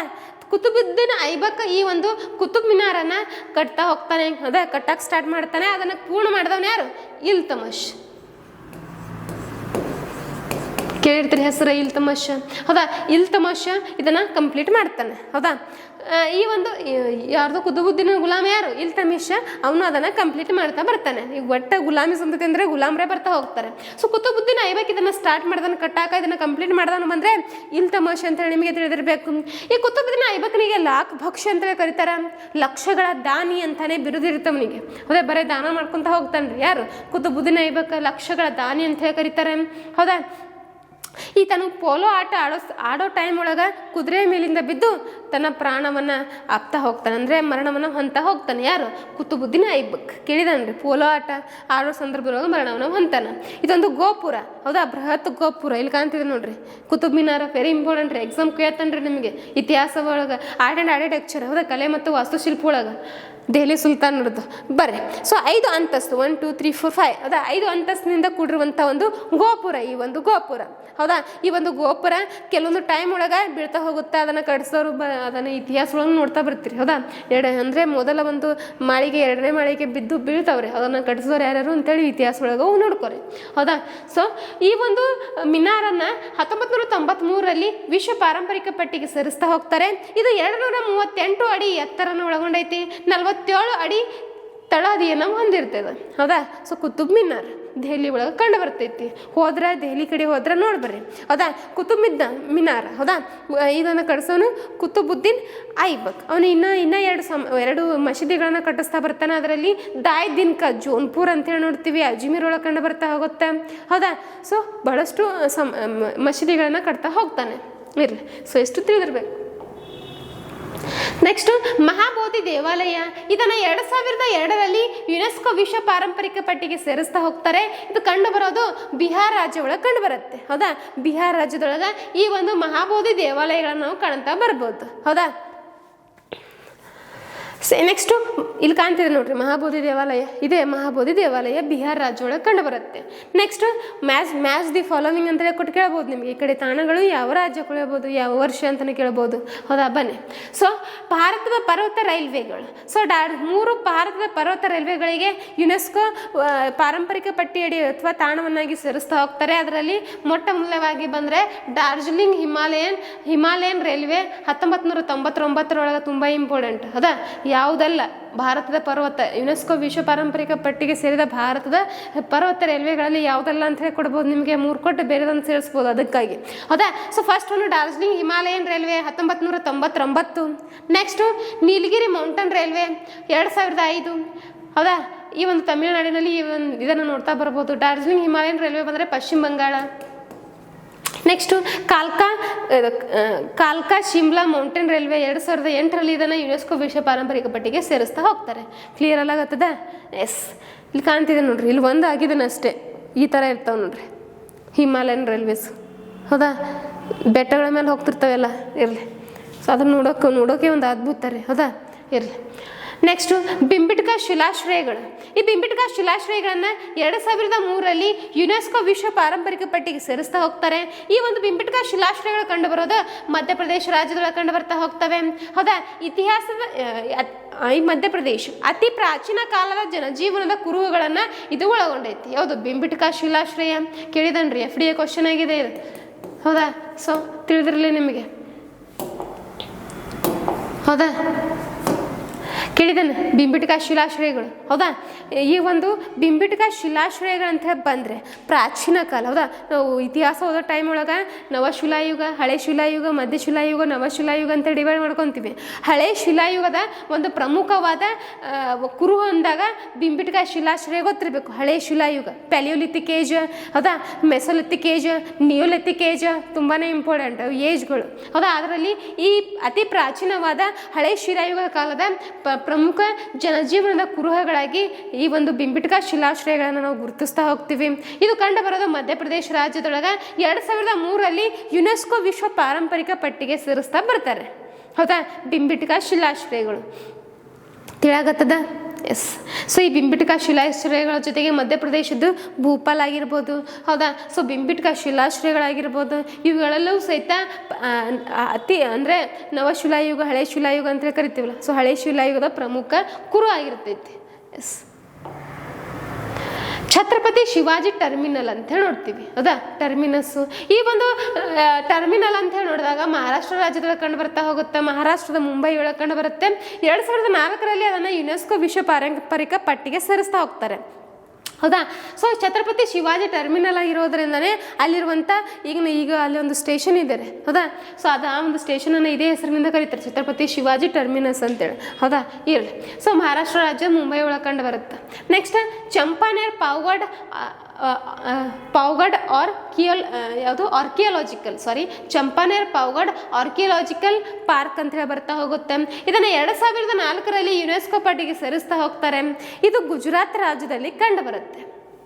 ನೆಕ್ಸ್ಟು ಜಂತರ್ ಮಂತರ್. ಈ ಜಂತರ್ ಮಂತರನ್ನು 2010ರಲ್ಲಿ ಯುನೆಸ್ಕೋ ವಿಶ್ವ ಪಾರಂಪರಿಕ ಪಟ್ಟಿಗೆ ಸೇರಿಸ್ತಾ ಹೋಗ್ತಾರೆ. ಇದು ಕಂಡು ಬರೋದು ರಾಜಸ್ಥಾನದ ಜೈಪುರ್ನಲ್ಲಿ ಕಂಡು ಬರುತ್ತೆ. ರಜಪೂತ್ ದೊರೆ ಜೈಸಿಂಗನಿಂದ ಈ ಒಂದು ಜಂತರ್ ಮಂತರ್ ನಿರ್ಮಾಣ ಆಗ್ತದೆ. ಇಲ್ಲಿ ಕಾಣ್ತಿದೆ ನೋಡ್ರಿ ಜಂತರ್ ಮಂತರ, ಭಾಳ ಚಂದ ಐತ್ರಿ ನೋಡಕ್ಕೆ. ಜಂತರ್ ಮಂತರ್ ಆಗಿರ್ಬೋದು. ಹೌದಾ, ನೆಕ್ಸ್ಟು ಈ ಕಡೆ ಛತ್ರಪತಿ ಶಿವಾಜಿ ಟರ್ಮಿನಸ್ ಆಗಿರ್ಬೋದು, ಚಂಪಾನೇರ್ ಪಾವಗಡ್ ಆರ್ಕಿಯಾಲಜಿಕಲ್ ಪಾರ್ಕ್ ಆಗಿರ್ಬೋದು. ಹೌದಾ, ಬಸ್. ಕೆಂಪುಕೋಟೆ. ಸೊ ಕೆಂಪುಕೋಟೆ ಬಂದಾಗ 2007ರಲ್ಲಿ ಯುನೆಸ್ಕೋ ವಿಶ್ವ ಪಾರಂಪರಿಕ ಪಟ್ಟಿಗೆ ಸೇರಿಸ್ತಾ ಹೋಗ್ತಾರೆ. ಈ ಕೆಂಪುಕೋಟೆ ದೆಹಲಿ ಒಳಗೆ ಕಂಡು ಬರುತ್ತೆ.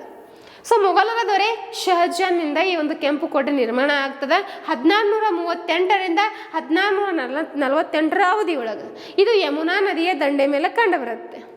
ನೆಕ್ಸ್ಟ್ ರಾಜಸ್ಥಾನದ ಕೋಟೆಗಳು. ಈ ರಾಜಸ್ಥಾನ ಕೋಟೆಗಳು ಬಂದಾಗ 2003ರಲ್ಲಿ ಸೇರಿಸ್ತಾ ಹೋಗ್ತಾರೆ. ರಾಜಸ್ಥಾನದ ಅಂಬೇರ್ ಕೋಟೆ. ಈ ಒಂದು ರಾಜಸ್ಥಾನದ ಕೋಟೆಗಳು ಬಂದಾಗ ಬಹಳಷ್ಟು ಕೋಟೆಗಳು ಈ ಒಂದು ಸಮೂಹದಲ್ಲಿ ನೋಡ್ತಾ ಹೋಗ್ತೀವಿ. ಅಂಬೇರ್ ಕೋಟೆ ಆಗಿರ್ಬೋದು, ಹೌದಾ, ಕುಂಭಾಲ್ಗರ್ ಕೋಟೆ, ಚಿತ್ತೂರು ಕೋಟೆ, ಸವಾಯ ಮಧುಪುರ್ ಕೋಟೆ, ರಣತಂಬರ್ ಕೋಟೆ, ಬಹಳಷ್ಟು ಕೋಟೆಗಳು ಕಂಡು ಬರ್ತಾವೆ. ಹೌದಾ, ಸೊ ರಾಜಸ್ಥಾನ ಕೋಟೆಗಳು ಅಂತ ಹೇಳಿ ನಿಮಗೆ ತಿಳಿದಿರಬೇಕು. ನೆಕ್ಸ್ಟ್ 23ನೇದು ಬಂದರೆ 23 ಅಂದರೆ ರಾಣಿ ಕಿ ವಾವ್ ಅಂತ ಹೇಳಿ ನೋಡ್ತೀವಿ. ಇದನ್ನು 2004ರಲ್ಲಿ ಯುನೆಸ್ಕೋ ವಿಶ್ವ ಪಟ್ಟಿಗೆ ಸೇರಿಸ್ತಾ ಹೋಗ್ತಾರೆ. ಇದು ಗುಜರಾತ್ ರಾಜ್ಯದಲ್ಲಿ ಕಂಡು ಬರುತ್ತೆ. ರಾಣಿ ಕಿ ವಾವ್ ಅಂದರೆ ಏನಿಲ್ಲರಿ, ಇದು ಒಂದು ಬಾವಿ. ಹೌದಾ, ಈ ಒಂದು ರಾಣಿ ಕಿ ವಾವ್ ಬಂದರೆ ಗುಜರಾತ್ ರಾಜ್ಯದಲ್ಲಿ ಕಂಡು ಬರುತ್ತೆ. 11ನೇ ಶತಮಾನದಲ್ಲಿ ಈ ಒಂದು ರಾಣಿ ಕಿ ವಾವನ್ನು ನಿರ್ಮಾಣ ಆಗ್ತೈತಿ. ಈ ಒಂದು ಕಟ್ಟಡವನ್ನು ಸೋಲಂಕಿಯರ ಸಾಮ್ರಾಜ್ಯದ ಅವಧಿ ಒಳಗೆ ನಿರ್ಮಾಣ ಆಗ್ತಾ ಬರ್ತೈತಿ. ಸೋಲಂಕಿಯರ್ ಅಂತ ಬರ್ತಾರೆ. ಹೌದಾ, 1ನೇ ಭೀಮದೇವನ ಆಡಳಿತ ಅವಧಿ ಒಳಗೆ ಈ ಒಂದು ರಾಣಿ ಕಿ ವಾವ್ ನಿರ್ಮಾಣ ಆಗ್ತೈತಿ. 1ನೇ ಭೀಮದೇವನ ಪತ್ನಿ ಉಮದವತಿಯ ನೆನಪಿಗಾಗಿ ಇದನ್ನು ನಿರ್ಮಾಣ ಮಾಡ್ತಾ ಹೋಗ್ತಾರೆ. ಸೊ ಇದು 27 ಮೀಟರ್ ಆಳ, 100 ಆಳವಾಗಿ ಕಂಡು ಬರ್ತೈತಿ. ಈ ಒಂದು ರಾಣಿ ಕಿ ವಾವ್ 100 ರೂಪಾಯಿ ನೋಟ್. ಹೌದಾ, 100 ರೂಪಾಯಿ ನೋಟ್ ಇದ್ರೆ ತಗ ನೋಡ್ರಿ, ಕಾಣ್ತ. ಹೌದಾ, ಅದಾವಿಲ್ಲ ದುಡ್ಡರ ಅದಾವಿಲ್ಲ. ಅದು 100 ರೂಪಾಯಿ ನೋಟ್ ತಗ ನೋಡ್ರಿ, 10 ರೂಪಾಯಿ ನೋಟ್ ತೆಗ್ದಾಗ ನೋಡ್ರಿ, 500 ರೂಪಾಯಿ ನೋಟ್ ತಗ ನೋಡ್ರಿ, ಅದ್ರ ಹಿಂದ್ಗಡೆ ಚಿತ್ರಗಳಿದಾವೆ. ಅದೇ ಥರ 100 ರೂಪಾಯಿ ನೋಟಿನ ಹಿಂದ್ಗಡೆ ಈ ರಾಣಿ ಕಿ ವಾವ್ ಚಿತ್ರಗಳನ್ನು, ಈ ಒಂದು ರಾವ್ನ ಒಂದು ಚಿತ್ರವನ್ನು ನಾವು ಕಾಣ್ತಾ ಬರ್ಬೋದು. ಹೌದಾ, ಸೊ ಇಲ್ಲಿ ಕಾಣ್ತಿದ್ದೀನ ರಾಣಿ ಕಿ ವಾವ್ ಬಾವಿ ರೀ ಇದು. ಹೌದಾ, ನೆಕ್ಸ್ಟು ಈ ಕಡೆ ರಾಜಸ್ಥಾನ ಕೋಟೆಗಳಿದಾವೆ. ನೆಕ್ಸ್ಟು ಕೆಂಪು ಕೋಟೆ ಇದೆ. ಎಸ್, ನಳಂದ ವಿಶ್ವವಿದ್ಯಾಲಯ ಇದನ್ನ 2016ರಲ್ಲಿ ಯುನೆಸ್ಕೋ ವಿಶ್ವ ಪಾರಂಪರಿಕ ಪಟ್ಟಿಗೆ ಸೇರಿಸ್ತಾ ಹೋಗ್ತಾರೆ. ವೆರಿ ಇಂಪಾರ್ಟೆಂಟ್ ನಳಂದ ವಿವಿ, ಹೌದಾ. ಸೊ ಗುಪ್ತರ ದೊರೆ 1ನೇ ಕುಮಾರಗುಪ್ತನಿಂದ ಈ ಒಂದು ವಿಶ್ವವಿದ್ಯಾಲಯ ರಚನೆ ಆಗ್ತದ, ನಿರ್ಮಾಣ ಆಗ್ತದ. ಇದು ಬಿಹಾರ ರಾಜ್ಯದಲ್ಲಿ ಕಂಡು ಬರುತ್ತೆ. ಕೇಳ್ತಾನೆ, ಇತ್ತೀಚೆಗೆ ನಳಂದ ವಿಶ್ವವಿದ್ಯಾಲಯ ಒಂದು ರಿಪೇರಿಯನ್ನು ಮಾಡ್ತಾರೆ ಕಟ್ಟಡವನ್ನು, ಹೌದಾ. ಸೊ ಕೇಳಿ, ಇದ್ರ ಕರೆಂಟ್ ಅಫೇರ್ಸ್ ದೃಷ್ಟಿಯಿಂದ ತುಂಬಾನೇ ಇಂಪಾರ್ಟೆಂಟ್ ಆಗ್ತದೆ, ಹೌದಾ. ಸೊ ಬಿಹಾರ ರಾಜ್ಯದಲ್ಲಿ ಕಂಡು ಬರುತ್ತೆ. ಚೀನಿ ಯಾತ್ರಿಕ ಹುಯಿಂಗ್ಸೆನ್ ಈ ಒಂದು ನಳಂದ ವಿಶ್ವವಿದ್ಯಾಲಯಕ್ಕೆ ಭೇಟಿ ನೀಡಿರ್ತಾನೆ. ಈ ಒಂದು ನಳಂದ ವಿಶ್ವವಿದ್ಯಾಲಯವನ್ನು ಮೊಹಮ್ಮದ್ ಬಖ್ತಿಯಾರ್ ಖಿಲ್ಜಿ ಅಥವಾ ಖಲ್ಜಿ ಎಂಬುವವನು ದಾಳಿಯಿಂದ ಇದು ಅವನತಿ ಹೊಂದೈತಿ. ಯಾವುದು? ನಳಂದ ವಿಶ್ವವಿದ್ಯಾಲಯ. ಕ್ಲಿಯರ್ ಅಲ್ಲಾಗತ್ತದ? ಬನ್ನಿ. ಸೊ ಲೀ ಕಾರ್ಬೋಸೇರ್ ವಾಸ್ತುಶಿಲ್ಪ ಅಂತೇಳಿ ನೋಡ್ತೀವಿ. ಇದು ಚಂಡೀಗಢ್ನಲ್ಲಿ ಕಂಡು ಬರುತ್ತೆ. ಇದೊಂದು ಯೋಜಿತ ನಗರ, ಹೌದಾ. ಪ್ಲಾನಡ್ ಒಂದು ಏರಿಯಾ ಅಂತೇಳಿ ಕರಿತೀವಿ, ಹೌದಾ. ಸೊ ಯೋಜಿತ ನಗರ, ಪ್ಲಾನಡ್ ಒಂದು ಏನಂತೀವಿ, ಯೋಜಿತ ನಗರ ಅಂದಾಗ ಈ ಒಂದು ಯೋಜನಾಬದ್ಧವಾಗಿ ಆ ಒಂದು ನಗರ ನಿರ್ಮಾಣ ಆಗ್ತೈತಿ, ಹೌದಾ. ಪ್ಲಾನಡ್ ಸಿಟಿ ಅಂತೇಳಿ ಕರಿತೀವಿ, ಹೌದಾ. ನೋಡ್ರಿ ನೆಕ್ಸ್ಟ್, ಅಹಮದಾಬಾದ್ ಐತಿಹಾಸಿಕ ನಗರ, ಹೌದಾ. ಅಹಮದಾಬಾದ್ ಎಂಬ ಐತಿಹಾಸಿಕ ನಗರವನ್ನು ಸಹಿತ ಯುನೆಸ್ಕೋ ವಿಶ್ವ ಪಾರಂಪರಿಕ ಪಟ್ಟಿಗೆ ಸೇರಿಸ್ತಾ ಹೋಗ್ತಾರೆ. ಯಾವ ವರ್ಷ ಅಂದಾಗ 2017ರ ಸಂದರ್ಭದೊಳಗೆ, ಹೌದಾ. ಸೊ ಈ ಒಂದು ಅಹಮದಾಬಾದ್ ನಗರ ಬಂದರೆ ಗುಜರಾತ್ ರಾಜ್ಯದೊಳಗೆ ಕಂಡು ಬರ್ತೈತಿ. ಸಬರಮತಿ ನದಿ ದಂಡೆ ಮೇಲೆ ಇರೋದನ್ನು ನಾವು ಕಾಣ್ತಾ ಬರ್ಬೋದು. ನೆಕ್ಸ್ಟು ವಿಕ್ಟೋರಿಯನ್ ಕಟ್ಟಡಗಳು ಮತ್ತು ಆರ್ಟ್ ಡೆಕೋ ಕಟ್ಟಡಗಳು ಅಂತ ಹೇಳಿ ನೋಡ್ತೀವಿ. ಇದನ್ನು 2018ರಲ್ಲಿ ಯುನೆಸ್ಕೋ ಪಟ್ಟಿಗೆ ಸೇರಿಸ್ತಾ ಹೋಗ್ತಾರೆ. ಈ ಒಂದು ಕಟ್ಟಡ ಮುಂಬೈಯಲ್ಲಿ ಕಂಡು ಬರುತ್ತೆ, ಅಂತಂದರೆ ಮಹಾರಾಷ್ಟ್ರ ರಾಜ್ಯದ ಮುಂಬೈನಲ್ಲಿ ಇವುಗಳನ್ನು ನಾವು ನೋಡ್ತಾ ಬರ್ಬೋದು, ಹೌದಾ. ನೆಕ್ಸ್ಟು ರಾಜಸ್ಥಾನ ಜೈಪುರ್ ಅಂತ ಹೇಳಿ ನೋಡ್ತೀವಿ. ಈ ಒಂದು ರಾಜಸ್ಥಾನದ ಜೈಪುರ್ ಎಂಬ ನಗರವನ್ನು 2014ರಲ್ಲಿ ಯುನೆಸ್ಕೋ ವಿಶ್ವ ಪಾರಂಪರಿಕ ಪಟ್ಟಿಗೆ ಸೇರಿಸ್ತಾ ಹೋಗ್ತಾರೆ. ಇದನ್ನು ಪಿಂಕ್ ಸಿಟಿ ಅಂತೇಳಿ ಕರಿತಾ ಹೋಗ್ತಾರೆ. ಜೈಪುರ್ ಪಿಂಕ್ ಸಿಟಿ ಯಾವುದಂದಾಗ ಜೈಪುರ್ ಅಂತೇಳಿ ತಿಳಿದಿರಬೇಕು ನಿಮಗೆ. 1727ರಲ್ಲಿ ಜೈಪುರ್ ನಗರವು 2ನೇ ಸವಾಯ ಜೈಸಿಂಗ್ನಿಂದ ಇದು ನಿರ್ಮಾಣ ಆಗ್ತದೆ, ನಿಮಗೆ ತಿಳಿದಿರಬೇಕು, ಹೌದಾ. Next, Kakatiya Rudreshwara temple, very important, exam ಕೇಳಿದನ್ರಿ ಇದು. ಕಾಕತೀಯ ರುದ್ರಪ್ಪ ಟೆಂಪಲ್ ಯಾವ ಸಂದರ್ಭದಾಗ 2021ರಲ್ಲಿ ಎಕ್ಸಾಮ್ ನಡೀತಾ ಬರುತ್ತೆ ರೀ. ಆ ಎಕ್ಸಾಮಲ್ಲಿ ಕೇಳಿದಾನೆ, ಯಾವುದೋ ಒಂದು ಎಕ್ಸಾಮಲ್ಲಿ ಕೇಳಿದಾನ್ರಿ, ಬಟ್ ಕೇಳಿದ ನಾನು ಓದಿದ್ದೀನಿ. ಕಾಕತೀಯ ರುದ್ರೇಶ್ವರ ದೇವಾಲಯ ಯಾವ ಒಂದು ರಾಜ್ಯದೊಳಗೆ ಕಂಡು ಬರ್ತದೆ ಅಂತ ಹೇಳಿ ನೋಡಿದಾಗ, ಸೊ ಇದನ್ನು 2021ರಲ್ಲಿ ಇದನ್ನು ಯುನೆಸ್ಕೋ ವಿಶ್ವ ಪಾರಂಪರಿಕ ಪಟ್ಟಿಗೆ ಸೇರಿಸ್ತಾ ಹೋಗ್ತಾರೆ. ಕಂಡು ಬರೋ ರಾಜ್ಯ ಬಂದರೆ ತೆಲಂಗಾಣ, ಹೌದಾ. ತೆಲಂಗಾಣದಲ್ಲಿ ಕಂಡು ಬರ್ತಾ ಹೋಗುತ್ತೆ.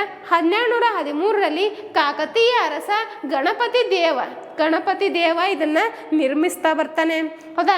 ಇದು ಯಾವ ಶೈಲಿಯಲ್ಲಿದೆ ಅಂದಾಗ ವೇಸರ ಶೈಲಿ ಒಳಗೆ ಕಂಡು ಬರ್ತೈತಿ. ಶೈಲಿಗಳನ್ನು ಇತಿಹಾಸ ಒಳಗೆ ಓದ್ತೀರಿ. ಆರ್ಟ್ ಆ್ಯಂಡ್ ಆರ್ಕಿಟೆಕ್ಚರ್ ಬಂದಾಗ KS6 ಸಿಲೆಬಸ್ಸೇ ಇದೆ ರೀ, ಕಲೆ ಮತ್ತು ವಾಸ್ತುಶಿಲ್ಪ. ಸೊ ಅದ್ರ ಮೇಲೂ ಸಹಿತ ಕ್ವಶನ್ಸ್ಗಳನ್ನು ಕೇಳ್ತಾ ಹೋಗ್ತಾನೆ ನಿಮಗೆ, ಹೌದಾ. ಸೊ ಆ ಒಂದು ದೃಷ್ಟಿಯಿಂದ ನೀವು ಇತಿಹಾಸ ಒಳಗೆ ಇದ್ರ ಬಗ್ಗೆ ಅಧ್ಯಯನ ಮಾಡ್ತಾ ಬರ್ತೀರಿ. ಇದು ಕಾಣ್ತಿದೆ ನೋಡ್ರಿ, ಯಾವುದು ಕಾಕತೀಯ ರುದ್ರೇಶ್ವರ ಟೆಂಪಲ್. ಈ ಕಡೆ ಬಂದರೆ ಜೈಪುರ್, ರಾಜಸ್ಥಾನದ ಜೈಪುರ್ ಕಂಡು ಬರುತ್ತೆ. ಅಲ್ಲಿ ಆರ್ಟ್ ಡೆಕೋ ಕಟ್ಟಡಗಳು ಕಂಡು ಬರ್ತವೆ. ಕ್ಲಿಯರ್ ಅಲ್ಲಾಗತ್ತದೆ? ಎಸ್. ಧೋಲ್ವೀರ್ ಅಂತೇಳಿ ನೋಡ್ತೀವಿ. ಈ ಧೋಲ್ವೀರ್ ಅನ್ನೋದು ಒಂದು ಹರಪ್ಪ ಕಾಲದೊಳಗೆ ಒಂದು ಪ್ರಮುಖವಾಗಿ ನಗರ ಅಂತ ಕಂಡು ಬರ್ತಾ ಹೋಗ್ತೈತಿ. ಈ ಒಂದು ಧೋಲ್ವೀರ್ ಕಂಡು ಬರೋದು ಗುಜರಾತ್ ರಾಜ್ಯ ಒಳಗೆ ಕಂಡು ಬರ್ತೈತಿ. ಸಿಂಧು ನಾಗರಿಕತೆ ಅಂತ ಹೇಳಿ ನೋಡಿದಾಗ, ಹೌದಾ, ಪ್ರಮುಖ ನಗರ ಯೋಜನೆ, ಹೌದಾ. ಸೊ ಸಿಂಧು ನಾಗರಿಕತೆ ಪ್ರಾಚೀನ ಇತಿಹಾಸ ಅಂತೇಳಿ ತೆಗೆದುಕೊಂಡಾಗ ತುಂಬಾನೇ ಇಂಪಾರ್ಟೆಂಟ್ ಆಗ್ತಾ ಬರ್ತೈತಿ. ಹೀಗಾಗಿ ಈ ಒಂದು ಸಿಂಧು ನಾಗರಿಕತೆಯ ಟೈಮ್ ಒಳಗೆ ಪ್ರಮುಖ ನಗರವಾಗಿತ್ತು ಯಾವುದು? ಧೋಲ್ವೀರ, ಗುಜರಾತ್. ಅದೇ ಒಂದು ಧೋಲ್ವೀರ್ ಕಂಡು ಬರೋದು ಗುಜರಾತ್ ರಾಜ್ಯ.